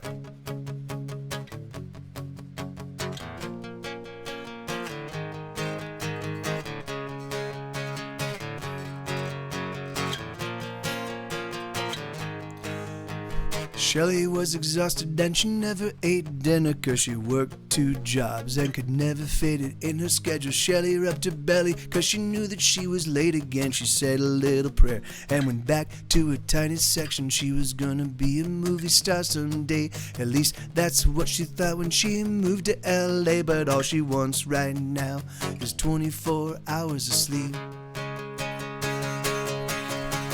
All she wants to do is keep up with the bills and the rent and the high price of gasoline. And all she wants to do is keep up with the price of diapers and the cost of everything. And all she wants to do is keep up with the cars so filthy and the dishes are the never done. And all she wants to do is keep up, 'cause there's nowhere to go, nowhere that she can run.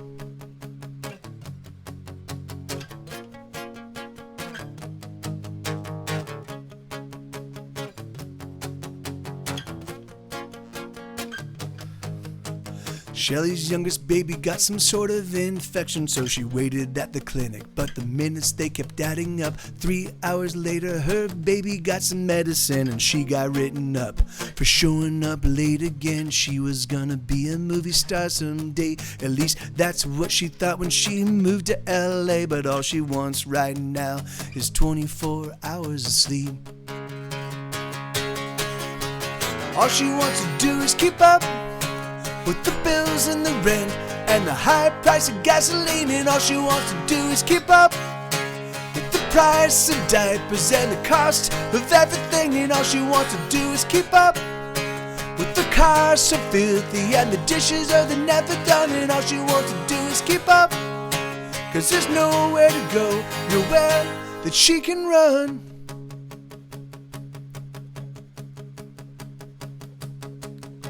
There was a murder-suicide today in Echo Park. A mother of 2 toddlers, it breaks our hearts. But we know that she was evil, and we know that she was wrong. And we ask everybody to stay strong. All you gotta do is keep up with the bills and the rent and the high price of gasoline. And all you gotta do is keep up with the price of diapers and the cost of everything. And all you gotta do is keep up with your cars so filthy and the dishes are the never done. And all you gotta do is keep up, 'cause there's nowhere to go, nowhere that we can run. Hey, Funakari, aren't you also pagan, or are you Wiccan? I think you're pagan. So Mad Goddess, thank you, Elix, thank you. Mad Goddess, I was saying that I know that we do have, I believe, it's hard for me to, because I'm not religious by any stretch of the imagination, but I do believe that Funakari, Wiccans are pagan. Okay, so I do believe that. Okay, I do believe that Maddie. I do believe that Funakari is also kind of also subscribes to the pagan faith. I believe. And she also does. Oh really? Oh okay. Oh, okay. Huh? I didn't know that. So my Church of Rock and Roll would fall into the pagan faith. Because I do believe in music. I do believe in music. I do believe that music can lead us straight to fucking hell. Just straight to fucking hell. Just hop in the car, fucking fuck your seatbelts, fucking tear that seatbelt out, and then just fucking gut it straight to hell. Music. Yeah, she did. Hippie Chicken. So that song is actually based on an article I read. There was a woman. It's obvious that she had mental health issues, but there was a woman that she apparently she wrote a suicide note, and she was like, "I've reached out to my family, and they weren't willing to help me. I reached out to the government, they weren't willing to help me. I'm saddled with debt. I can't climb out of it. I can't feed my children. I can't keep doing this. Fuck it." And she killed herself. And she killed her babies, and then she killed herself.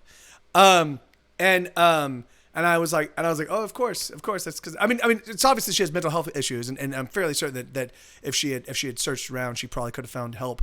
But even so, the fact that somebody would find themselves in a situation like that, and be at the point of like where they're at the nadir, their complete, absolute lowest point of their capacity to. And there's no help whatsoever. There's no one saying like, hey, like that's fucking disgusting. Like the fact that her workmates and any friends that she might like that no one was able to see that there's no safety net. Like kind of so I was like that she deserves a song. So. I didn't. Of course, I didn't actually know her name. And I transplanted her. It happened somewhere. I believe in the South, and I transplanted to Los Angeles because I wanted that whole idea. Because like that whole idea of people moving to a place with these aspirations, these intense aspirations, and then finding themselves saddled instead with just day-to-day living, and then finding themselves at a point. So. Yeah. That's amen, my goddess. Yeah, Maddie. That's I try to.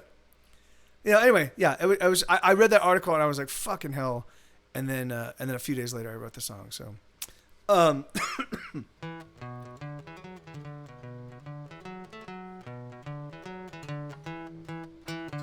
okay. This is a song called "The Devil He Gets Into Me."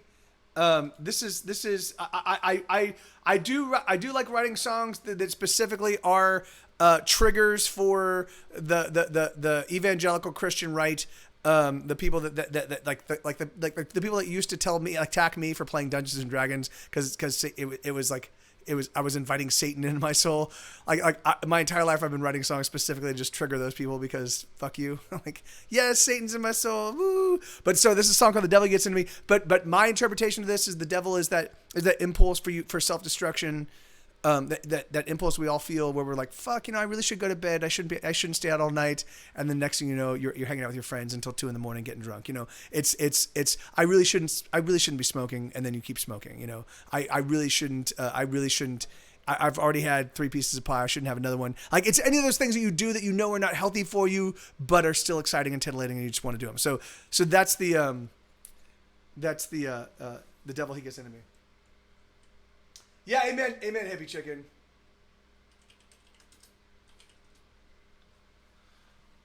So, and Lydia said, I always heard that D&D was the devil. That's exactly it. That's exactly right. And I'm like, are you fucking kidding me? Like Dungeons and Dragons, without Dungeons and Dragons, like I learned so much history. First off, my lexicon expanded like prodigiously because I was reading shit that was written for adults, right? So as a kid, as a 7-year-old, I started playing Dungeons and Dragons when I was 7 years old. I started running my friends in campaigns when I was 7 in 1982.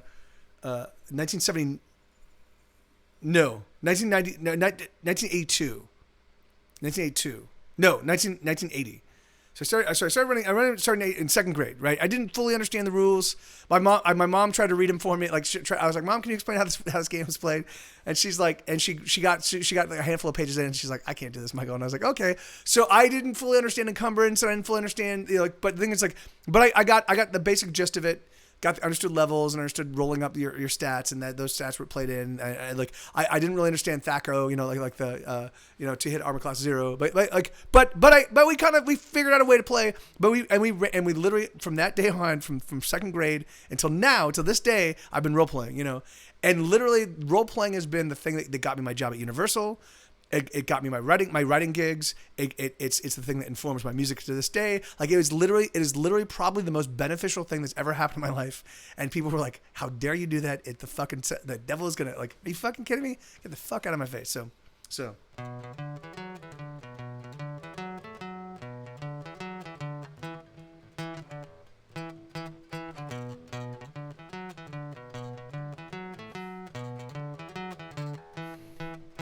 The devil, he gets into me, he'll lock me up and hide the key. Cause when the devil comes to town, everything gets run aground. The devil, he gets into me, devil, he gets into me. Or suddenly I can drink double my capacity, let's put another down. And the devil, he wants me around, cause I keep my feet on the ground, and I don't ever lose my head. The devil, he's a personal friend. And we're going out tonight. We're gonna have the time of our life. And the devil, he knows what to do. And suddenly I do too.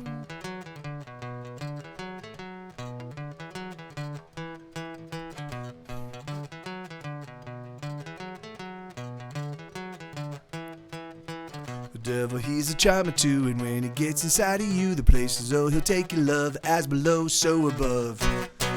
And the devil, he wants you around, cause you keep your feet on the ground, and you don't ever lose your head. The devil, he's a personal friend, and we're going out tonight. We're gonna have the time of our life, and the devil, he knows what to do. And suddenly we do too. And the thrumming of our hearts, and the fires that we start, and the wounds we give, and the wounds we take away, and the heaving of our hearts as we tear it all apart, and the way we kiss, there's nothing left to say.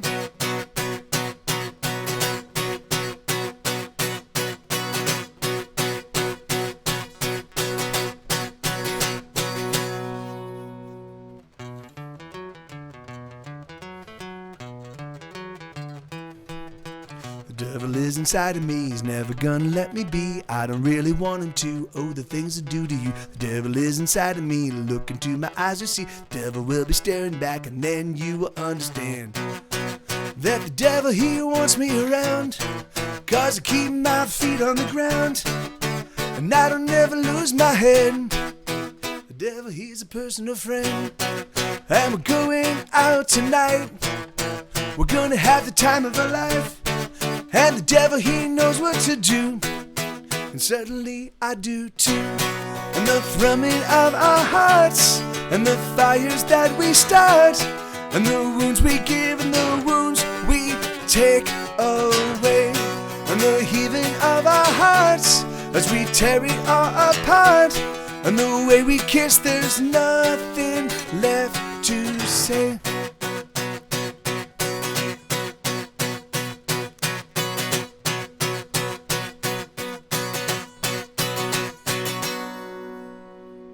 Yeah.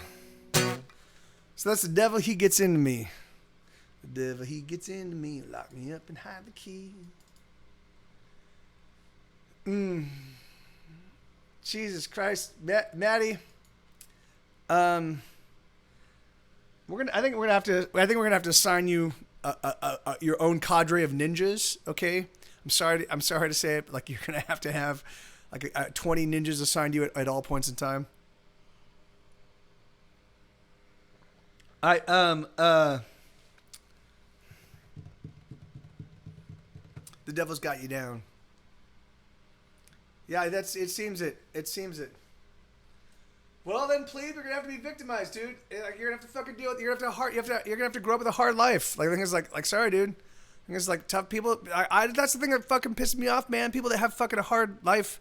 like they almost, it's almost invariably their lives are hard because there's no safe, there's no one keep an eye on, like there's no one protecting them, right? I think it's like, are you fucking kidding me? Like we're all of us social creatures. There are all sorts of like cues that shit's going on. Like when a kid starts acting out in school, like when you got a 6-year-old or 7-year-old kid and he's acting out in school or she's acting out in school, that usually means there's problems, right? That usually means that there's some sort of like psychic distress happening, and they're now taking whatever that is. And so why not fucking just check in? Like the thing is that why not like if you're someone that interacts with, anyway, so and so it just breaks my heart. And the thing is like, and I do know, I do know. In fact, actually, so Lenina, you can talk about this, right? So Lenina, so this is actually a great example because Lenina has 2 amazing children, but they're also special needs kids, or not special needs. How do you qualify it? But I think they're both on the autistic spectrum, and her oldest, like, hold on, Lenina, should I be even say? Can I even say this? I don't want to. I don't. But the thing is, okay, they are special needs, and I don't want to like. But the thing is, yeah, and so Olin Michael is a fucking total sweetheart, and he's ridiculously fucking super bright, But the thing is, but he also gets bored. Like he gets bored, and I mean I don't know. According to him, okay, awesome. So and so the thing is like, and so in that situation, some of the distress is not coming from home. It's coming from the environment, right? The thing's like, okay, well, so here we go. We got.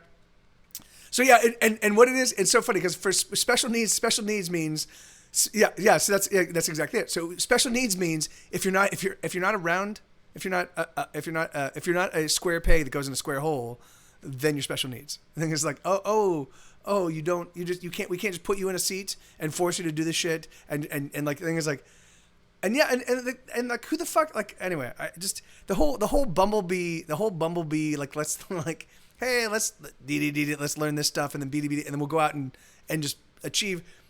It's so fucking broken. And it's really funny. And I definitely think talking about role playing, I definitely think that role playing is actually would be a huge way. Like think about teaching history, right? think about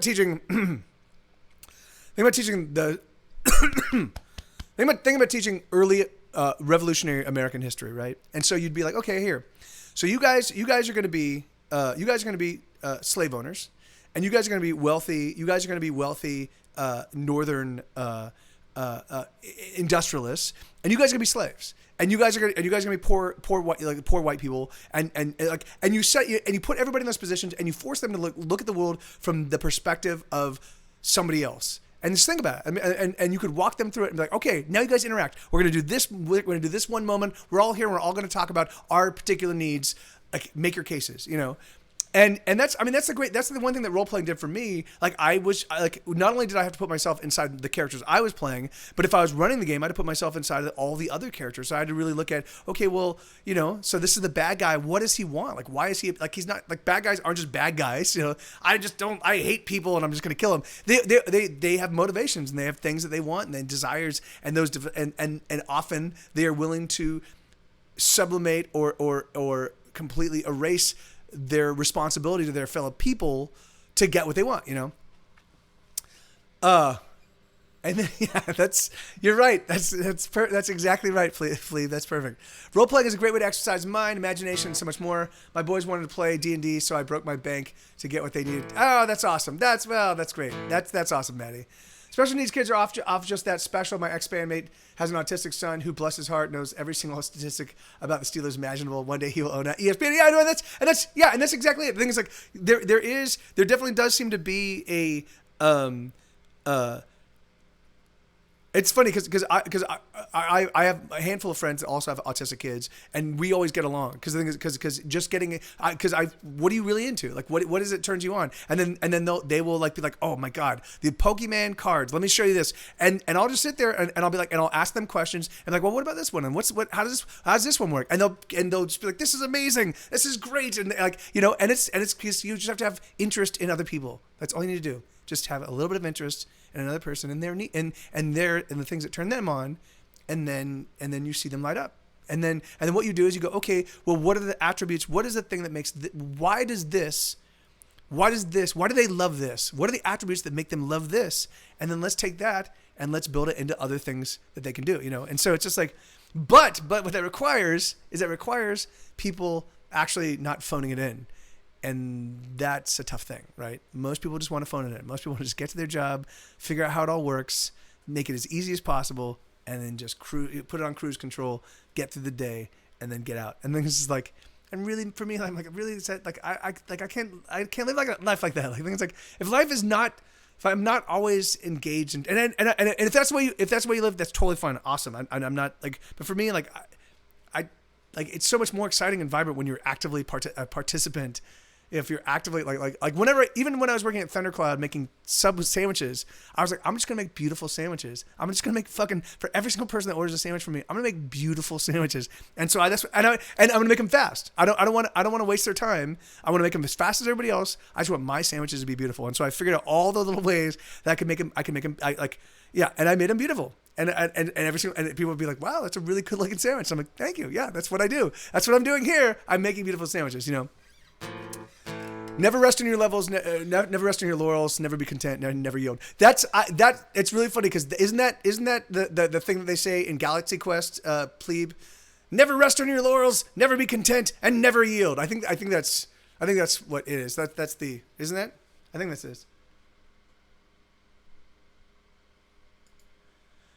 So yeah, I mean, really. So no. I think it was never rest on your laurels, never be content, and never yield. I think that's I never give up. No, sorry. No, Sue. No.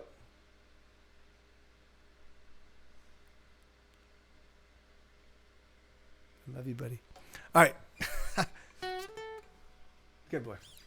Okay, all right. Let's go back. Let's go back. And my favorite was the one who wouldn't communicate with anyone other than his parents. Not even eye contact. Took my acoustic the first time, and he slowly came out of a shell. Yeah, I know. Yeah, well, that's the great thing about music is because it really does. It, like, just listening to music fucking fires up your brain. Playing music fucking it's like brain explosions all the time. I'm like, oh, that's fucking amazing. Of course, all my drug addict friends. I mean, well, we all became drug addicts as we were playing more music, you know. Because it's like okay, well, what if I'm not playing music? I need to keep my fucking brain going. I love making beautiful sandwiches in Wendy's, but I couldn't get it. I mean, well, but that's just practice, man, right? The thing is, and that's great. I mean, but see, that's awesome, Kyoshi Akira, because I would much prefer, particularly with fast food, I would much prefer when I order a sandwich or when I order anything from a fast food place, I don't mind waiting an extra 5 or 6 minutes as long as when it comes out, I'm like, this is what I ordered. This is exactly, like, I have, there was a point I ordered something at P. Terry's here in Austin. I got a fucking hamburger and fries, right? And the fries literally looked like they were so soggy, like it was just a mush. It was just a mush of potatoes, and I was like, oh, what's this? And then I opened up my now this is like literally just straight off like they just handed it to me. I opened up my burger, and the burger slid like this, right? So it's like, here's the bun, here's the meats, here's the, like it's just all split, and I'm like, I just ordered this, like somebody just made this, like this is how you guys gave it to me, like fuck you, you know. And so yeah, and that was the last time I ate at P. Terry's. So slackers. Yeah, well, yeah, that is true. Retro Roadshow. I do eat fast food. Not as frequently. Once I gave up my car, I stopped eating fast food. But I used to go to In-N-Out all the time. I love In-N-Out Burger. It's amazing. But I would occasionally go to Taco Bell because they have those Dorito tacos and they're fucking pretty amazing. I haven't been to Taco Bell in a long time. I love Del Taco. When I lived in Los Angeles, there was a Del Taco near me. Like, Del Taco is real hit and miss. But if you have a good Del Taco, their fast food Del Taco stuff is amazing. And like if you get the small red burrito, that's amazing. The French fries, they do them right. They're crispy and they're amazing. Their tacos, they have the classic taco, which is like the one I used to get back in the day, like back when they were Noggles / Del Taco. The $1 quesadillas, yeah. No, yeah, they actually have a green. They have the green. What do you call it? Quesadillas. Anyway, yeah. Now I'm hungry. God damn it! Now I need to eat some food.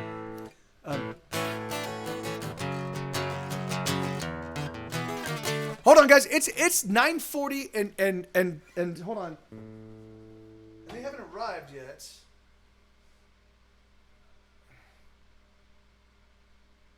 All right, so let me run outside real quick and make sure. Like they might, sometimes, once upon a time, they actually went to deliver food and they just dropped it out in front of my building. So let me reach out to them and figure out what's going on real quick because I need this stuff because I need to cook tonight so I can eat. HEB delivery, HEB curbside. HEB curbside. They're closed? How can they be fucking closed? They're not closed. They can't be closed. That's fucking bullshit. 512-249-0400. All right, 1 second, guys.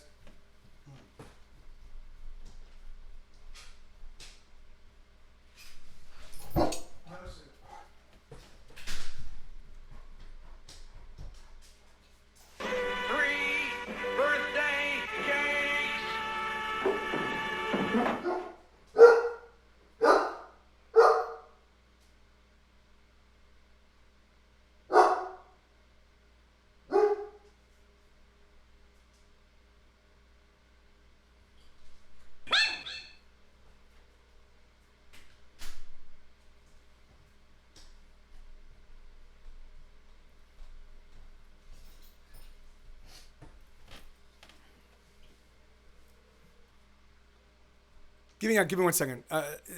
These guys fuck their stuff up all the time. They constantly fuck shit up. All right, now I'm just gonna call HEB itself. Hold on. God damn it, dude. This is so fucking frustrating. Like, why would they? Don't ever go up to the drive-thru, okay? You know what? Okay. Okay. They fuck you at the drive-thru, okay? They fuck you at the drive-thru. Delivery as well. No, I don't. I just want HEB. I want to call HEB. I want to call them. There we go. 512-442. So I'd say every other time. So I order from them. I order from them every couple weeks.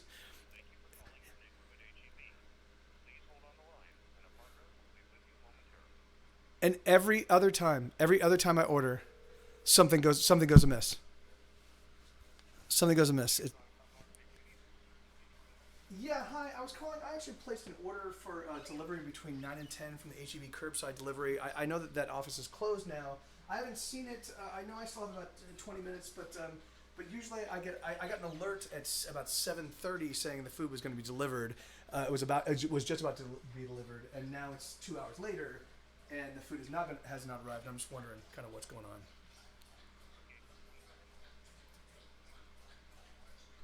Okay. What's MIC? What can you tell me what MIC is? Oh, okay. Sure. Perfect.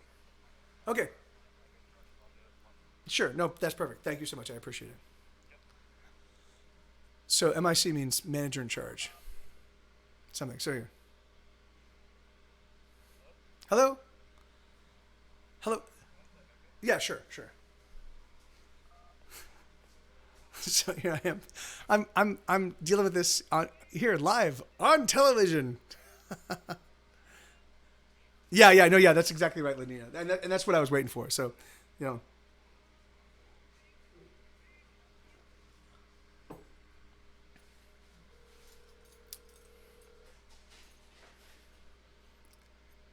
for emotional impact, dap on M haters.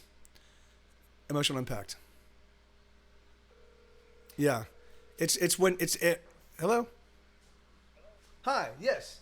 Hi. I was calling. I actually I ordered a delivery from. It was supposed to be delivered between 9 and 10 from the HEB delivery service from your store, and they said about 7:30. They said, hey, your stuff is going to be delivered soon, and then now 2.5 hours or 2 hours later, the delivery has not yet arrived, and I'm just trying to get a sense of should I expect this food?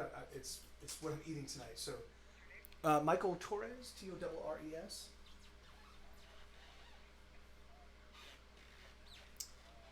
Yep, but it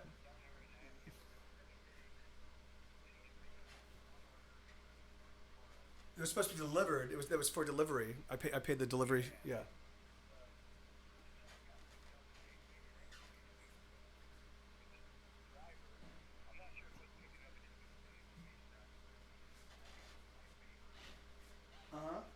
and no one reached out to me and said, hey man, your food's not arriving, or yeah. I mean, what so what do we do? What do we do in the eventuality that it doesn't get picked up?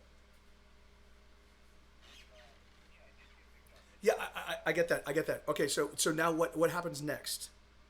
So.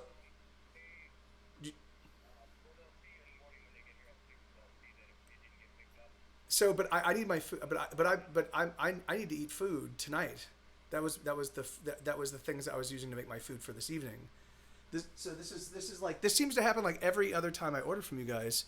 There definitely seems to be some significant issue with the actual delivery or the actual stuff, the items that I receive. Like, is this like a pilot program where you guys are kind of not taking it seriously, or what's up?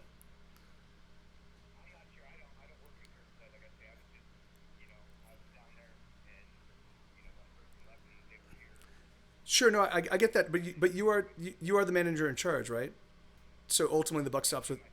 Yeah, okay. So the buck stops with you, right? So I'd like to figure out like how do we address this? How do we? I'm certain that somebody at your store could call Favor right now, and they could come pick it up and they could deliver it, and then I could have my stuff. I mean, that's entirely possible. I know it's entirely possible to call Favor right now myself. But I've already paid you guys for the delivery, right? It's not. I guarantee you it's possible. I use Favor all the time, so I guarantee you it's entirely possible. Yeah. So what I need to do is I need to be able to identify where the food is located, and then and have them all ready. And then the thing is like, and I would need to find some way to redress. I can call Favor right now and have them deliver it to me. I just need to find some way to redress this so I can make sure that I actually am not double charged, or that I'm not paying a premium because I'm ordering Favor because you guys weren't able to handle it on your end. Does that make sense? Wait, well, okay, well I mean, what I'm saying is that I've already paid you for the delivery service. Yeah. Okay, yeah, cool. So if I send Favor to pick it up right now, I mean, if you can identify where the food is located, I can send somebody over there to pick it up. But the thing is like I will be paying for that favor and their tip. And bringing them over here, and I've already paid you guys for the delivery service. Okay.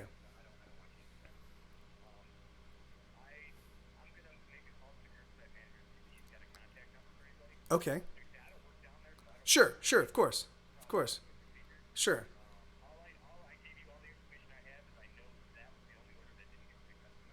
Okay. Yeah. Yeah, so but okay, and then sure, it's 323 area code 839-8533, and I do know that I provide my number when I ordered today. I forgot to plug in my number.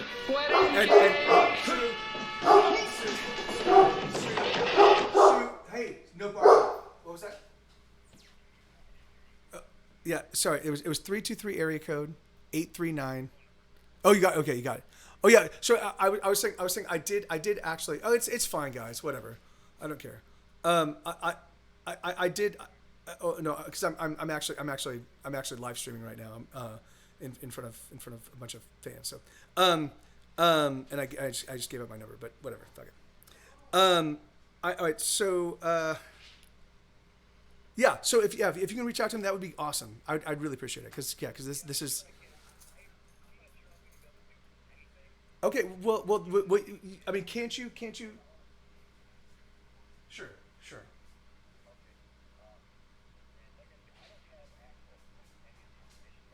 Uh-huh.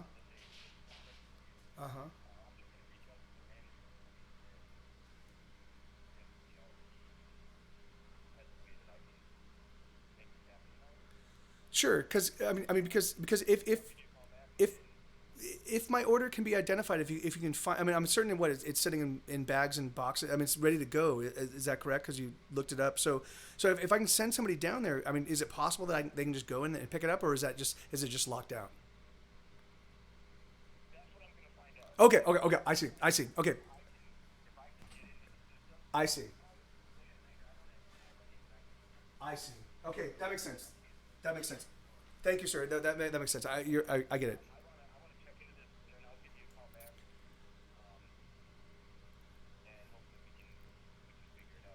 Okay, awesome.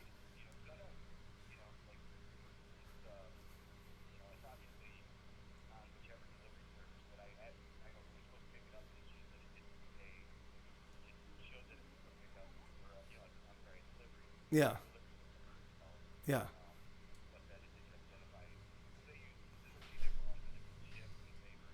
Sure, sure. Awesome. Well, yeah. Well, thank you. I really do appreciate it. Anything you can do for me. I mean, obviously, this is what I'm eating tonight. So I'm not. If it doesn't show up, I'm not eating tonight. So, you know. So yeah. So, yeah. Anyway, thank you so much. I appreciate it. All right. Bye. Fuck. I have like meat. I have stew meat, but no seasonings. I have a chicken. I have a frozen chicken. It's a frozen chicken and no seasonings. And then I've got like a bunch of like Thanksgiving like I've got like rice and some broccoli and and that's it. So great. So yeah, I know. And they I can't fucking believe it, man. I can't believe it. Like really like every fucking other time. In fact, the last time I ordered from them, like maybe they're just like maybe they're like Mike's a sad sack. Let's just find ways to keep giving him free shit because the last time I ordered from them, my delivery didn't show up, and I called them up. I'm like, hey guys, my delivery did not show up, and they're like, well, they were supposed to deliver it 2 hours ago. So I'm like, but it's not here. And so they sent over, they repackaged the whole thing and they sent it over to me, right? So we get all the stuff and we load it in. And this is the very last time, this is like 2 weeks ago. So then I walk outside to take Sue out and all of my stuff somebody just delivered it to the front of my building. They just left it all on the front of my building. So I'm like, oh, this is my shit. So I pick it up, I bring it home to my place, and I call them up and I'm like, hey guys, apparently the driver did deliver it. He didn't let me know, and he just delivered it right to the front of my building. It's been sitting out now for the past couple hours. But there's a lot of stuff that's like there was like toilet paper and stuff that wouldn't spoil.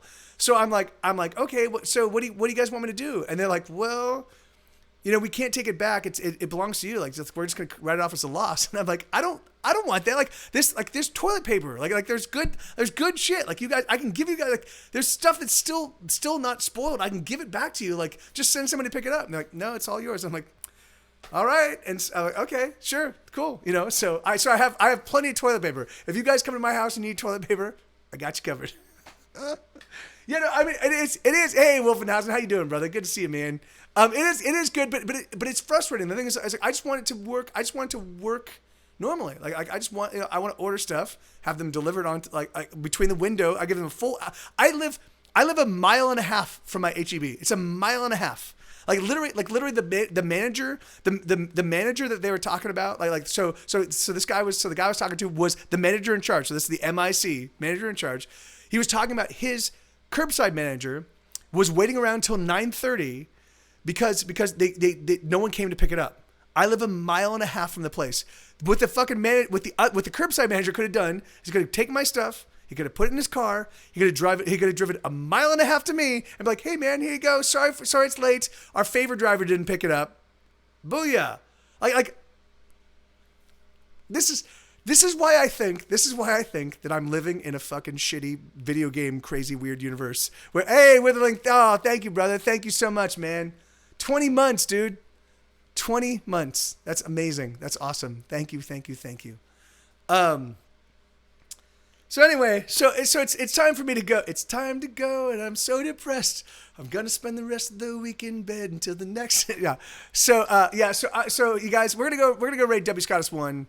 And no, I mean, I can literally take the rice and I've got a little bit of beans. I can make something, but I'm like, fucking hell, man. Like they already have my money. It's already out of my account. Like, give me what I fucking ordered, damn it. All right, so this is the rate call. Yeah. So it's just less than, greater than, or less than, greater than, diamonds. And amen. That's exactly what I think. Retro Roadshow. I think I'm like, is this specifically designed just to like make my life more like interesting to like do I have some crazy viewers? Yeah. So all right, hey Alex Abiso, yeah, thank you, man. Thank you, brothers. Thank you so much. And I am. Who knows? I might be on camera right now. All right. So dun dun dun. I love you guys. Can I just say with all my heart. I fucking love you guys. thank you for hanging out. Thank you for paying attention to my music. Thank you for being here. Thank you for being my friends. Thank you for just being your fucking clever, witty, awesome selves. Fucking love you with all my heart. And yeah, and I'll see you guys on Monday. And my pleasure, Lenina. And thank you, Revis. And I love you right back. And yeah, and we'll see you all. And please ignore my phone number that I just posted. I just gave the whole universe. Great, as if I don't get enough fucking spam and shitty fucking goddamn telemarketers. But fuck it, whatever.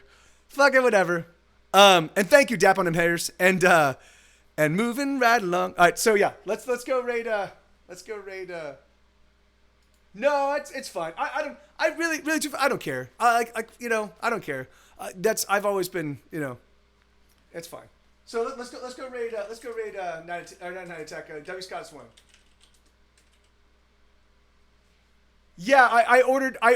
Well, really, truthfully, I ordered a bunch of things that were necessary for the house, and then I ordered some seasonings and some spices and some other stuff that was going to add, so I could actually make the stuff I've got, because I've got meat, and I've got chicken, and I've got nothing to do anything with it. So I ordered all that stuff. So I thank you, Retro Roadshow. That's perfect, and I love you guys. I do. I love you. You all be well, and hopefully we see you. I'll see you again on Monday. Okay? You have a wonderful weekend. And let's go hang out with W Scottish One. I'll probably hop in and play a game or two with them while I'm waiting on this order. So, all right, I love you guys. Adios. Thank you, Elix. I love you too, man. And thank you, Lenina. That's no worries. All right, right on. I love you guys. Adios. Let's go. Oh wait, no, we still have to. Now we have to do this. I forgot. Hey. Oh my God. Hey. All right. Thank you, guys. Thank you so much. Seriously, just awesome. Thank you with all my heart. I'll see you on Monday. You'll never write well if you fear dying.